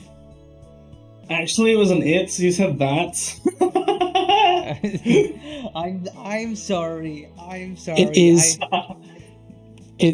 It was just Punza's creative interpretation of how the writing, should sound. It's what he felt was most appropriate in the moment. It's okay. Yeah, we're all allowed to spice up the dialogue. We think it makes it. Yeah, it's interpretation. Interpret it better, Yeah. It's just interpretation. It's not. There are no mistakes have been made. It's all interpretation. All the stammering and all that, interpretation. Yes. Yep. All interpretation is representative of the character's nervousness. Yeah. Of the task ahead of them. Yep. Mm-hmm. Gilladora stands up, her tail lashing as she strides over to drape herself across Abigail. In response, Abigail strokes Gilladora's fur, looking almost as gleeful as when we first had our first meal. I didn't know if I could trust you. Now I know. I leave the two of them to their cooing and cuddling and walk over to the front window, peering outside. How many times have I stared at these stars the past few nights? Abigail taught me a few constellations, but tonight, it looks like an entirely different sky. I rest my head against the window pane, soaking in the starlight and the calm.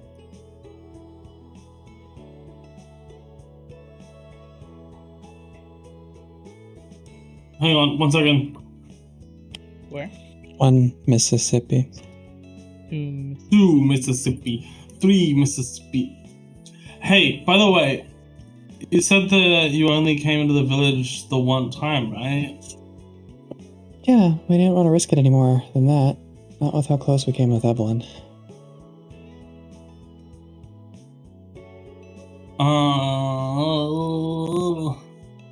Makes sense. You, didn't see anything embarrassing when you were spying on us, right? Oh. We weren't spying.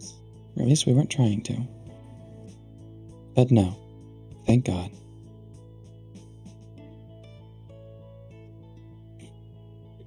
Oh, phew.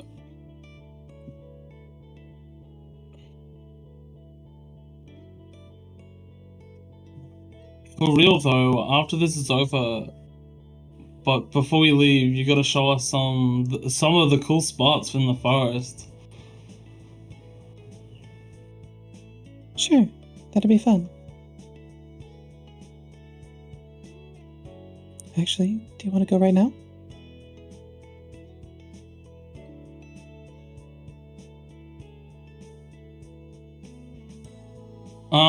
Wait, for real? I can show you the fairy clearing at least. That's our favorite spot.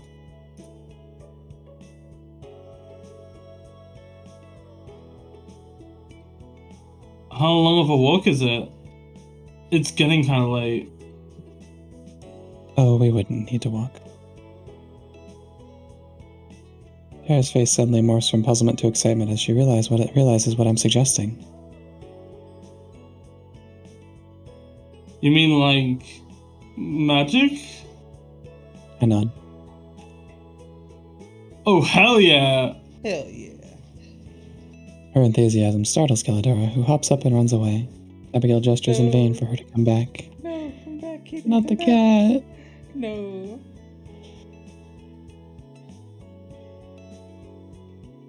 You two up for a field trip? Grr, you scared of my cat. Grr, grr. Sure.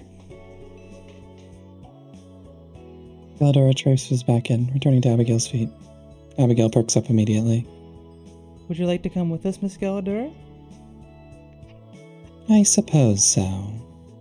Carry me.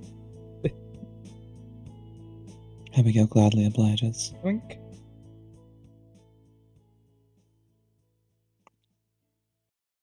I lead everyone outside and into the tree line. Just in case there's anyone watching, I gather everyone in. Just in case there's anyone watching, I gather everyone into a circle, and the four of us lock hands while Galadora perches on Abigail's neck. Okay. 3, 2, 1. The forest greets me, and I respond in kind. It shows us the way to its heart, to the lake. I hold Abigail and Tara's hands tightly and breathe the softest sigh. I thank the forest. Then I open my eyes and we're here. As soon as we arrive, I can feel the presence of the fairies in my mind. They're instantly aware of where we are, and I send them all a mental greeting, which is returned right away. Galadora slicks her ears back, and her tail begins to lash harder than before. I wonder if she can feel the magic too. Or I can ask, Tara whistles in awe.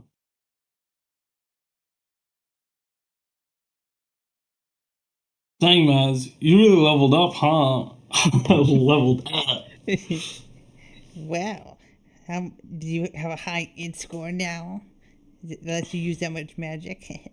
I don't know. I put all my skill points into magic. Even Morgan looks dumbstruck. Something I'm not used to from her. She tilts her head back, staring in open-mouthed wonder at the glimmering trees and fairy lights. What is this place? Are we really still in the forest? Yes, it is a very special grove. It was one of the first places I brought Madison. We came back here many times.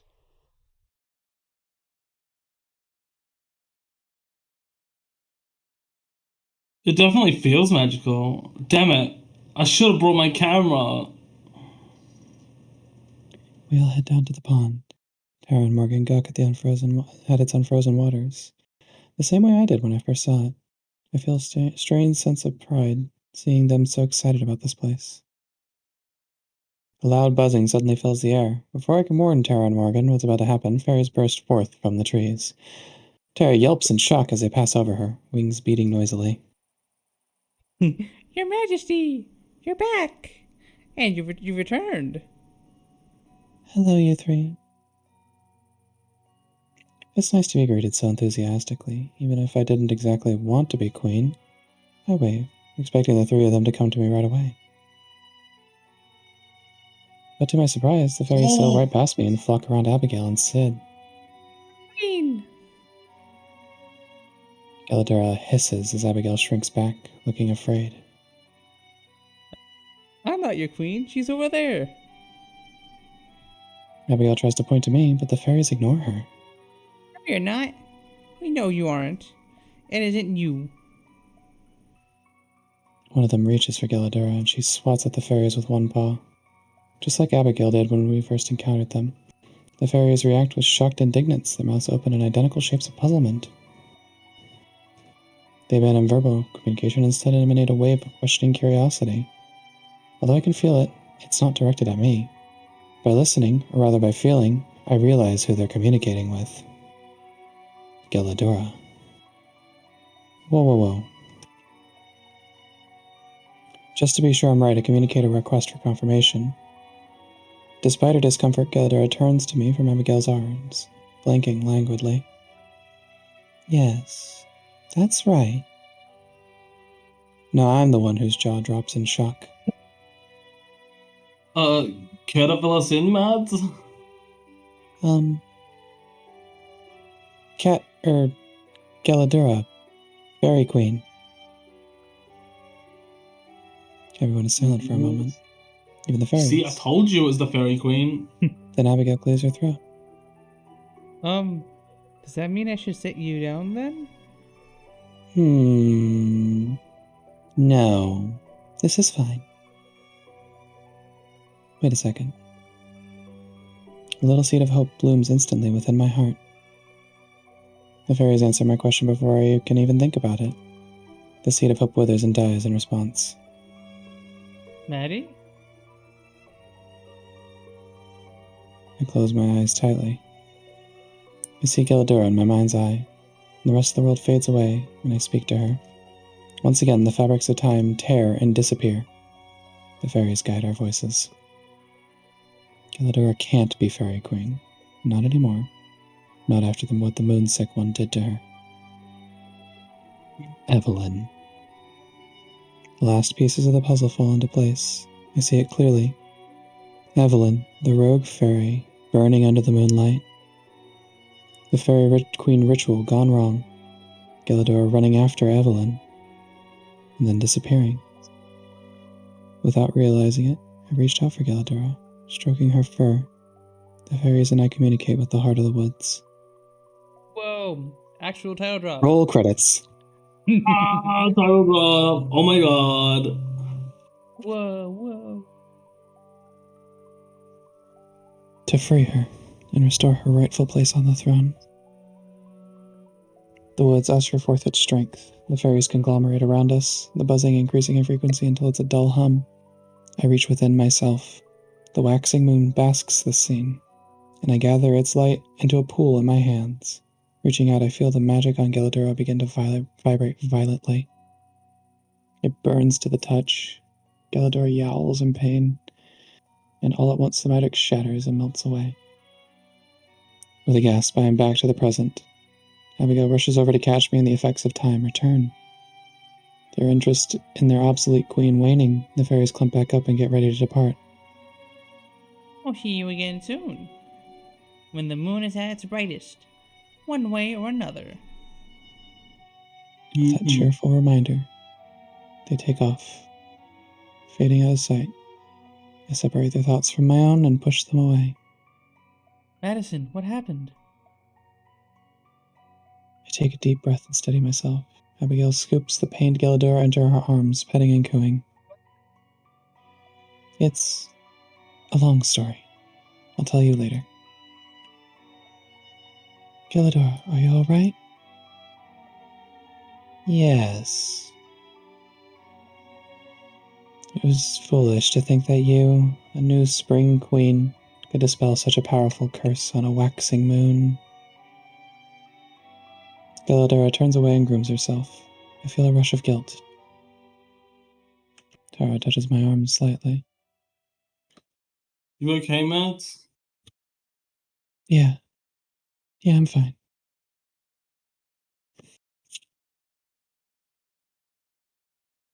She grins and pats my back, trying to ease the mood. She stretches wide and lets out a huge, nervous laugh.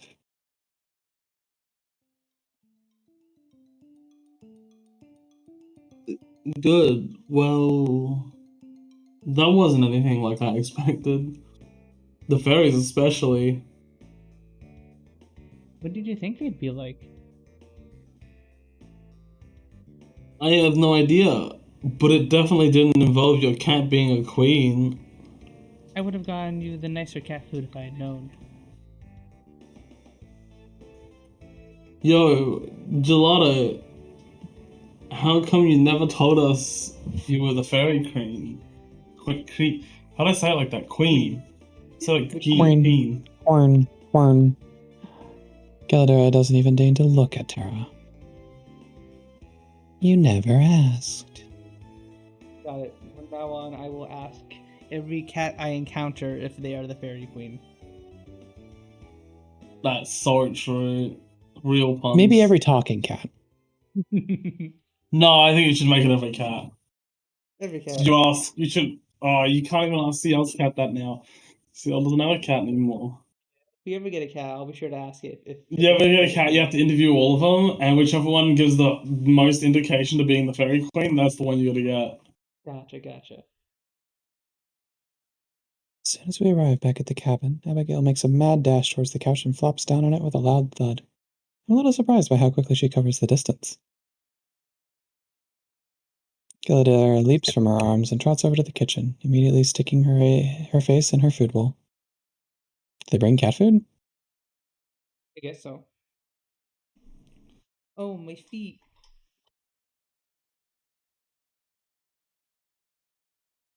Are they sore? I can imagine walking around again after so long must be a bit draining.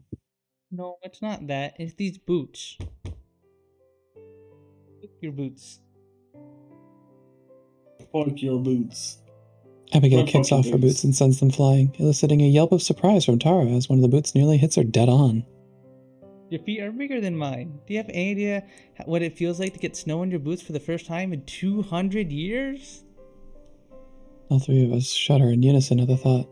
Tara takes another step away from the boot, as if she's afraid of infecting it with her cold feet. Or infecting her with cold feet. I can tell you right now that when we do go to America, I'm going to be spending the entirety of the winter months indoors. I can't help Real. but grinning at her words. Even if it wasn't entirely serious, that's the first time I've heard her speak about our future together with that much certainty. I make my way to the couch and sit down beside her, putting my arm around her without a second thought. She leans How's she against me, gonna go to our America bodies without a passport? perfectly aligned. That's a good point.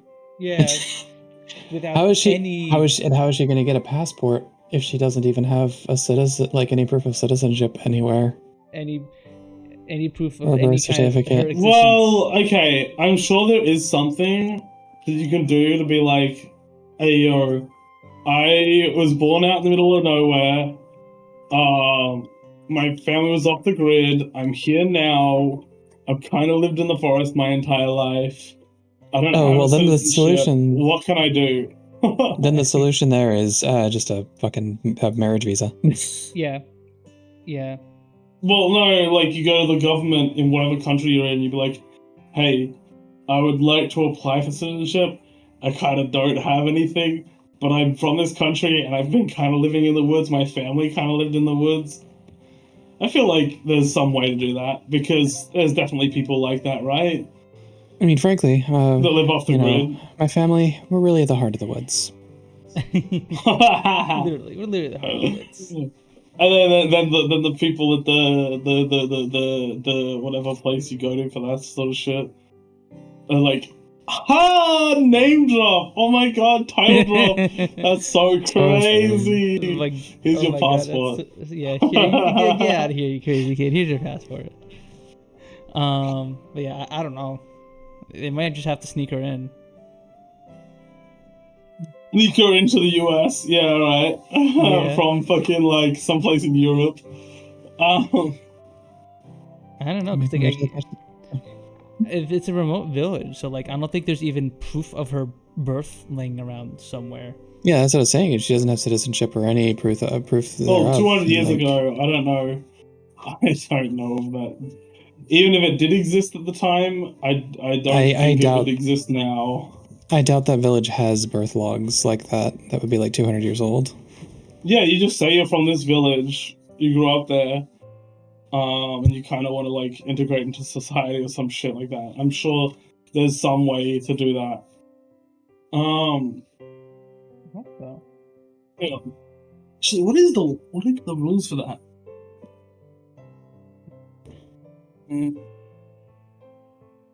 Born.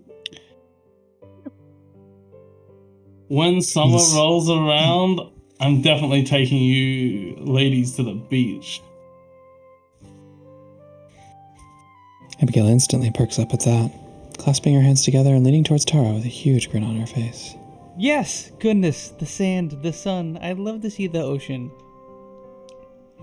Morgan seems a little less enthusiastic about the prospect of the beach, her face an expression of more concern than excitement. If you go to the beach, then I'm gonna end up looking like a lobster. Same, Morgan. Same.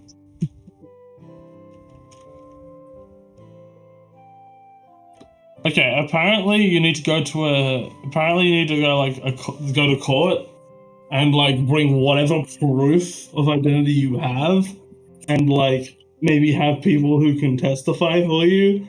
So I think you're fucked if you're a 200-year-old ghost that just came back alive. I'll make sure to not be a 200-year-old ghost that just came back alive. Yeah. Because citizenship concerns are going to be really difficult. Yeah. Yeah. You should all make sure don't become a 200-year-old ghost who just became alive. Otherwise, you're gonna have trouble getting your Yeah, if citizenship. you're any 200-year-old ghost, well, no, it's okay, but as long as you don't want to change countries, you know? I don't even think you can, like, you wouldn't even be legally be able to, like, change countries. Because you're not, like, from a country to, like, change countries too. You know, I feel like you need some documents in the first place. You can't just, it's not just like, oh, I'm married to this person that doesn't exist. Can they have documents? I feel like they need something to start with, like a baseline, right? Probably. Yeah. She might be able to get on a plane depending on how strict the process is for buying a ticket. But when she gets to the US, like, they're not going to let No, her you cannot get on a plane. I'm pretty sure you need the passport before you book a flight internationally, right? Yeah, it's international. Not to book it, but to get onto the flight. Yeah. Yeah, they're gonna be like, what? Like, show us your passport. I mean, okay, not to book it, but like, yeah. To book it and actually expect to get on the plane. So usually you want your passport before you book the flight. Yeah. Or is he gonna deport her? True. I guess. Well, that's the thing. It would probably be like, I don't think they would necessarily deport her. Probably put her in a detention camp. Is that what it's called? While things process, and then they decide whether or not she can be a citizen there. But I don't know where the fuck they would want to send her back to, because I don't know where. I guess if she's got a German accent, maybe they would assume that she's from Germany. I don't know. If we didn't establish whether it was Germany or not, I am just assuming it's Germany.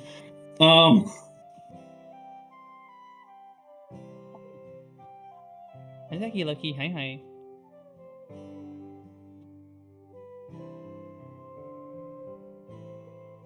I try as hard as I can to suppress a groan, but Morgan and Abigail both chuckle. Abigail, I can understand, but the fact that Morgan genuinely finds this kind of thing endearing is baffling. Thanks, babe. So, Abigail, what's the most interesting invention you've seen since you came back? I suppose I haven't seen much of it, but the internet seems like a wonderful tool. I love the idea of everyone being connected and sharing thoughts, feelings, and creativity with everyone around the world.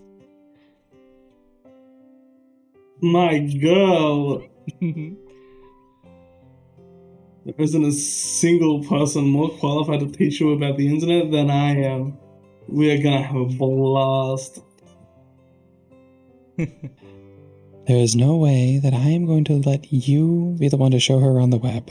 You get into enough trouble on your own. But Madison, doesn't Tara perform on the internet? I assume that means she's very knowledgeable about its workings. That's the most like alien way of saying it. I'm sure she's quite knowledgeable of the workings. She's quite knowledgeable of its workings. I expect one of those big-headed gray aliens with like the no pupil like black eyes. I'm sure she's really knowledgeable of the workings since she performs on the internet.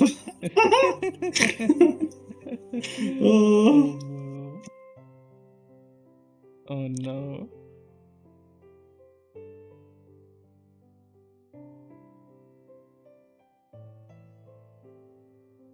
Did you so? Oh, so Matt told you about paranormal, right? Yeah, paranormal. Oh, there was a Han, alright. Okay. He told me some things. I know you tell stories about supernatural occurrences and that you take them very seriously, even when they're quite obviously untrue. Did she now? Sweetie, maybe we shouldn't. And she also told me that people all over the world enjoy watching you. It sounds like you must be an incredible storyteller. Nice save. Tara breaks into the same massive grin she always puts on when she knows she's found a new audience. You don't know the half of it, Abby. I've got a million of them. I roll my eyes and lean back against the couch. Abigail just moves closer, ready to hear whatever Tara's gonna say next. Just looking at her feels healing. If listening to Tara's stories makes her happy, then Tara can tell as many stories as she wants. Not that I'd ever tell Tara that, of course. One story turns to another. Morgan and I will chime in with a correction every now and then, but we mostly let Tara work her magic. Abigail keeps asking questions, and Tara keeps eating them up. If Morgan's anything like me, she must enjoy seeing the girl she loves acting so happy. I know I am. I don't know what's going to happen after this. We're still in danger. We still don't have a way out. But that doesn't mean we can't enjoy our time together. Why don't they all us. just run to Evelyn with knives? What did you say? Why don't we just beat her to death with hammers? Yeah, surely they don't just beat her to death with hammers. Surely she can't telekinesis all four of us. We just run at her at the same time. Yeah, right? Right. Well, so what they'd have to do is debate her into the forest, and then because Maddie is the fairy queen, she could then beat her ass, Yeah. Oh yeah, why doesn't she just cast like a laser beam or something out of her hand? Yeah, I'm sure she could do that. Just cast fireball. Easy. I cast fireball. I don't know if breaking her ankles is gonna do anything. She's magical. If you break her wizard's ankles, they're still gonna cast magic on you. She wouldn't know fireball because she's fairy queen, so obviously she would be warlock pact of the fae. So she probably would not know fireball because that would be pact of the fiend, or you'd have to be a sorcerer or a wizard. Yeah. Okay. So get to what could she use? She could do a that sounds pretty. Yeah, she could hit that sounds pretty moonbeam. powerful. I wonder if that would I feel like untransform her. Or no, she's not a shapeshifter. She takes over the body, so it's like possession. Never mind. Yeah. Okay.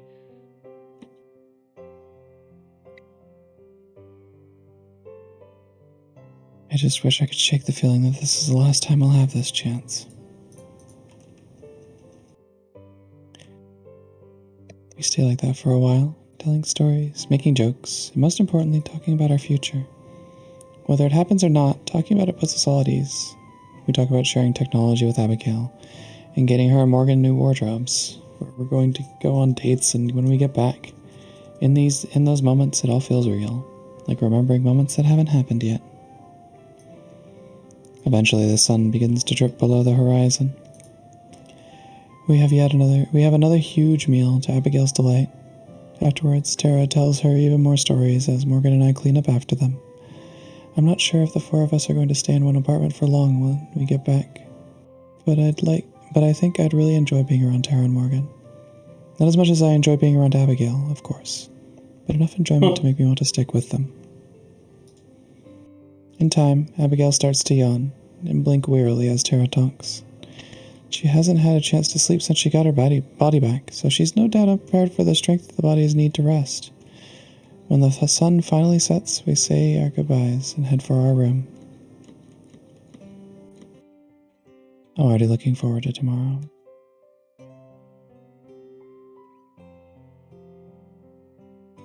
For a second I thought it was going to go red, but I guess not. Alright, once this scene is over, I think we'll probably wrap it up for tonight. We've gone for about 4 hours, so after the scene we'll end it. Cause I think they all go to bed here, and then we'll Probably stuff happens tomorrow morning. Yeah. So I'll read the scene and then we'll end it there. I close the door to Tara's room and I lean against it to steady myself. I'm still trying to process everything that's happened. I have family. Real family. Feeling that doesn't want to hurt me. And I'm not just talking about Abigail. When I was watching three of them talk and laugh together, I felt like I was home. Like this is where I've always belonged. Hey, you okay? Yeah, I'm okay. Sorry, just trying to wrap my head around all this. I get you. There's a lot to unpack. You can take your time with it. I guess that means now isn't really a good time to talk, huh? What do you mean? I wanted to talk to you about something, or ask you about something. I don't know. It can wait if you still want to work on getting your stuff sorted. Is something wrong? No, I mean, I don't think so. I've just been thinking about some stuff. Like? Oh, that's me. I'm the narrator. Me. Tara takes a deep breath and scoots back to the bed. She curls her leg towards herself, taking a surprisingly subdued posture. It's, well,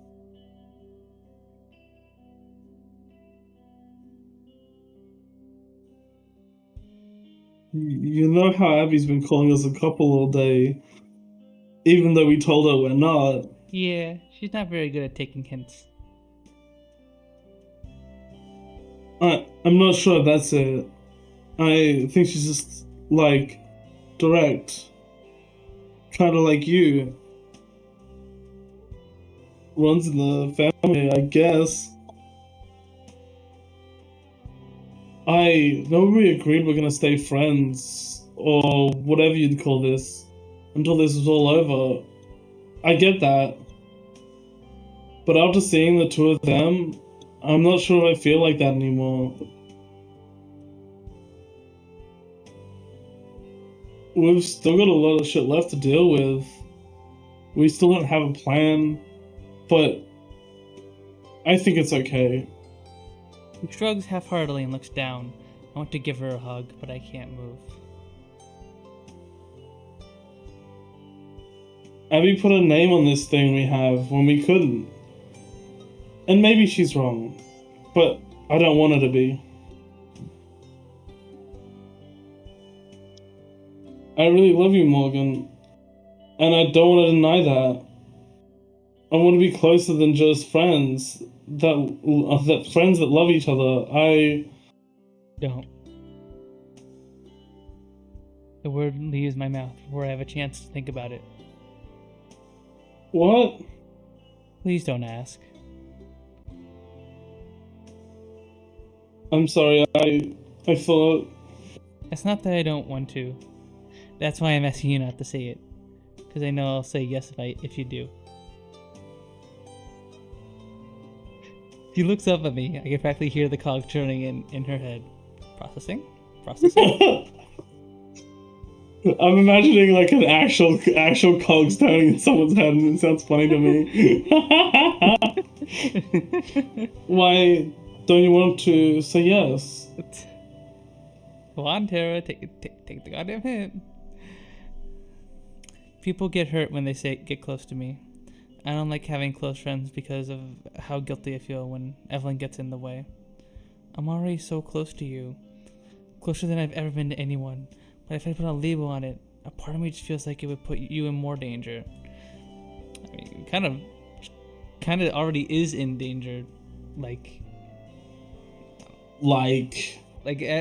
for real, already no saw cat. that like if she throws Tara against a wall, that you'll panic and knows she already has leverage over you. Like she's already in danger.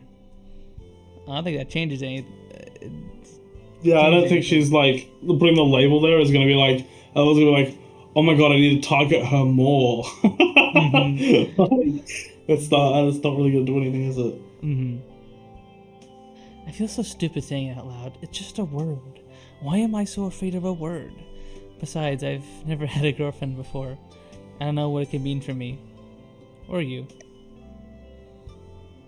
What do you mean?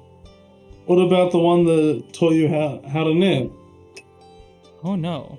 How could I forget about that lie? just so easy back then. Maybe made it seem like I knew what I was doing. Made either just ignore what happened with those girls. Cheris understood everything about me, but I still don't want to tell her about what I did with them, or why I did it. Hey, it's cool. I've had plenty of girls lie about having girlfriends before. It's just a thing people do. We can just forget about it. We're past lies now, right? Her words stabbing me like needles. Not like she's going to force this out of me. I could even tell myself that this isn't a lie, that I'm just not telling her about something she never asked about. There's more to it than a simple lie. Wait, what am I saying? What am I doing? There are still things I haven't told you about me, about what I've done, things that would make you change your mind. Tara manages a weak smile. It's hard to be reassuring when you don't know about what you're reassuring someone about. If you don't want to date, that's okay. I get it. But nothing you can tell me is gonna change how I feel about you. She sits forward again and pats the spot on the bed next to her. But right now, I'd rather be miles away from her, not closer. I hate feeling like this. I finally learned how to get close to people, and now I'm back to pushing her away. Do you remember what I called myself the first time we talked to Galadora? A shell? But you know that's bullshit now, right? We're gonna make sure Evelyn can't get in your head anymore. Helen isn't the only one that made me feel that way. My throat feels dry. I need something to drink. But I know what'll happen if I stop. If this closes, it won't open again. I didn't learn how to knit from an ex-girlfriend. I learned how to knit from Hannah. I had feelings for her. We were close, but she cut off all contact with me when I told her how I felt. Word travels fast in Eisenfeld. Within a week, everyone in the village knew I was gay. That's when bad things started happening to Hannah. She slipped on a patch of ice and broke her leg. A few days later, her dog died. The next week, she came down with the worst flu any of us had ever seen. I knew it was Evelyn's doing, but who was going to believe me? As far as they were concerned, all this happened because she rejected me. I'm pretty sure some of the older people in the village still think I'm a witch. I clench my fists, digging up my nails far into my palm as they'll go before my limbs freeze up. As far as they'll go until the icy hex within me takes over again. Nobody talked to me for a month. You told me that you spoke to some girls our age back when we were doing interviews. Did you ask them about me? See, I told you guys, the villagers aren't like evil or bad. They're just like being tricked by the mayor. The reason they hate her is because she seems like a witch.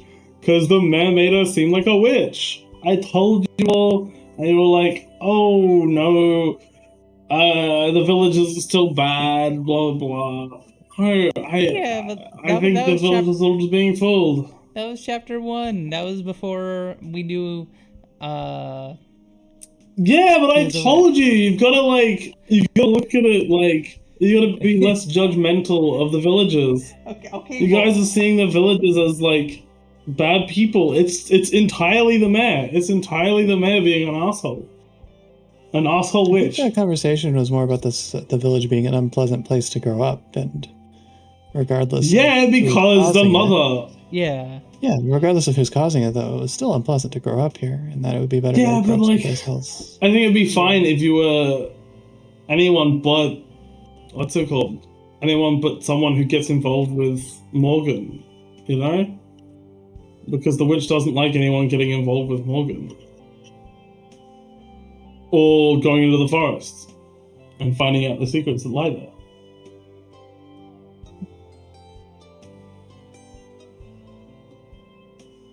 Well, yeah, we did. What did they say? Nothing really bad or anything. One of them seemed closer to you than the other two. And her friend was kind of teasing her about it. Just typical stuff. As if any of them have the right to mock each other. They're all the same. I probably slept with her. I wait for Tara to voice her disbelief, but she doesn't say a word. After Hannah got better, girls started coming by the store. They always had some kind of excuse. They stopped dropping hints about how they've been curious about what it's like to be with a girl. How big is this village? Mm. I was thinking it was like 200 people max. But like, I mean, it might be a bit bigger. yeah, We have to it look would at, have to be if there's girls coming by the store dropping hints and like just fucking them. Oh, we have to look back at the screenshot, like the image we saw of the village. Well, no, from the because start of the game. that's just yeah, but that's like a screenshot of the village. It's not a screenshot of the full village, you know? I didn't have anywhere to be that day. I still can't look at her. Any rational person would judge me for this. I know I've judged myself plenty. They always left right after. Most of them wouldn't talk about it, just go back to their normal lives. I guess some of them talked though. Soon enough, I got a reputation. I knew I was being used. I resigned myself to being a shell, so I let them use that shell. I don't know when I started moving, but before I know it, I'm standing by the bed. Evelyn never let me feel like this body belonged to me. She chose my clothes, she chose my style, she even chose what I did with my hair. It was her body, and she wanted it how she liked it. I can't keep standing. As much as I want to push away, I sit down next to Tara, looking at her face. I can't tell what she's thinking. My mind's run through every worst case scenario as I make myself push onward. But things have been different with you. For the first time, sex started to mean something. Being open started to seem possible. Being myself seemed to be possible. But all I know about myself is how easy it is for other people to use me. I go out into the world and live for myself. I don't know what kind of person I'm going to become. Shaking has started to subside, replaced by a painful knot in my gut. Almost there. I can make it. What if I end up becoming someone you can't love? What if my shell is the only worthwhile part of me? Without warning, Tara throws her arms around me and pulls me close. I wrap my arms around her waist without even thinking.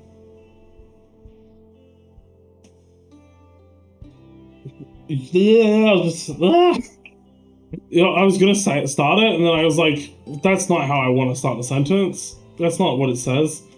I don't know why don't worry. You're not a shell, Morgan. You're the furthest thing from that. Just because someone tried to make you something other than yourself, because people took advantage of you, that can't destroy the real you. That you has always been there. And I know it a lot better than you might think. She nuzzles my neck and I can feel the dampness of her cheeks. She's crying. You've got passion. You've got personality. You've got conviction. You've got so much awesome stuff in you that I couldn't name it all if you gave me a whole week. All of that is the real you. And that's the girl I'm in love with. The girl I want to be with, no matter what. And I want to put a name on it so you know that'll never change. Pull apart and she wipes the tears from her eyes. I don't know a non-cheesy way to put it, so will you be my girlfriend? If you're okay with everything I've done, with everything I still have to do, then how could I say no? Tara instantly lets out a long wheeze and clutches her hand to her chest. Is she okay? You good? I'm dead. For real. Yeah, I'm good. Give me a minute. I feel like my body's trying to overcome being allergic to commitment right now. Oh no, commitment, no, arg. I awkwardly pat her on the shoulder. It's obvious that neither of us have any idea what you're supposed to do in a situation like this. Tara grabs me by the waist and gently leads us over to the bed. press my forehead against hers, and for once allow myself to be comforted. She strokes my hair. Time slows to a standstill. We kiss. This will be our last night together, but in a way, it's our first night together too. And I'm gonna make the most of it. Find out more in the NSFW version. Okay, I think we should probably stop here. It's about 12:35. We've gone past our time. Well, We are overtime. overtime. Overtime. But yeah, Overkill. what do you guys think? The cast is finally Pretty good. reunited. Maddie and Abby are human again. They're at least for now. alive. Is Maddie human? The fairy queen, actually. Yeah, I don't know. Do you still count that as human? No, I'm fairy queen. It's different species. I don't know. Yeah. But yeah, it's Are you a fairy queen? Could you be a fairy queen? no. Yeah, exactly. But yeah, this is a super duper fun session, I guess. And then I guess coming up, the final showdown with Evelyn, I suppose. I think that next stream might be the final stream of Heart of the Woods. So yeah, Potentially. potentially. We're like at the latter part of chapter 5, so we might as well finish it next time. Yeah. Thank you all for stopping by and hanging out with us.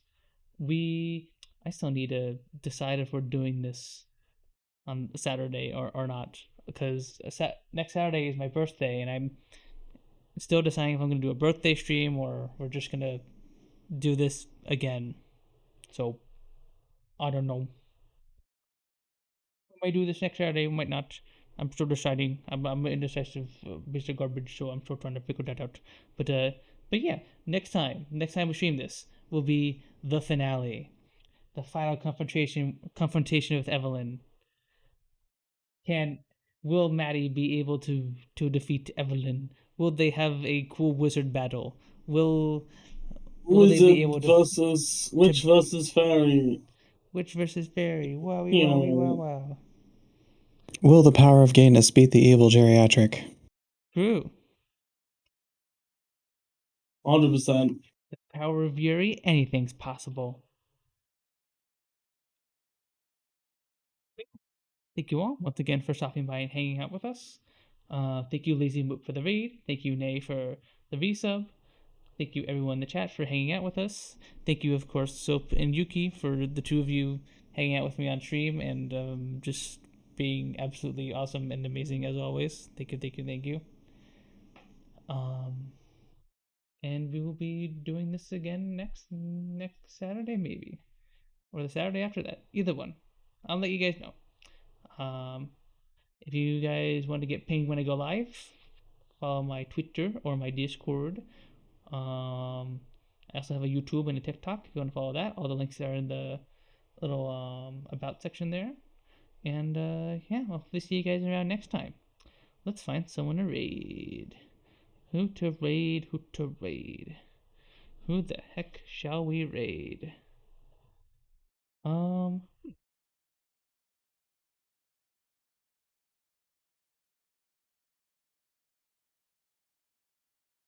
mean, the Heart of the Woods streamer, but nope, we're the only one streaming this. No, there's no one in the Heart of the Woods category for us to raid. Any homies online? Any homies? We got Ayurga. We got a Nova.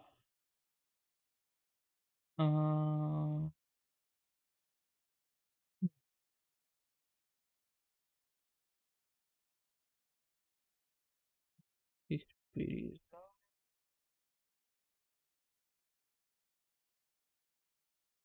I think Speedy's doing a subathon. I haven't read Speedy. I read Speedy. Gonna send you guys over to Speedy. Go send her my love.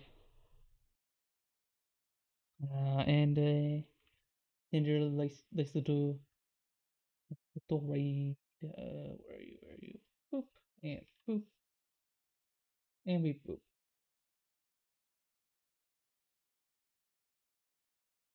There we go.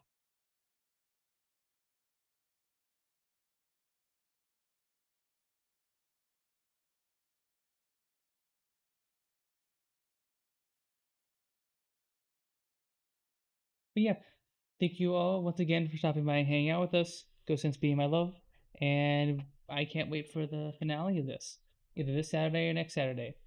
Hopefully I'll see you guys around for it. Thank you all again. Bye bye. Bye bye bye bye bye. I'll see you over to Speedy now. Bye bye. Bye.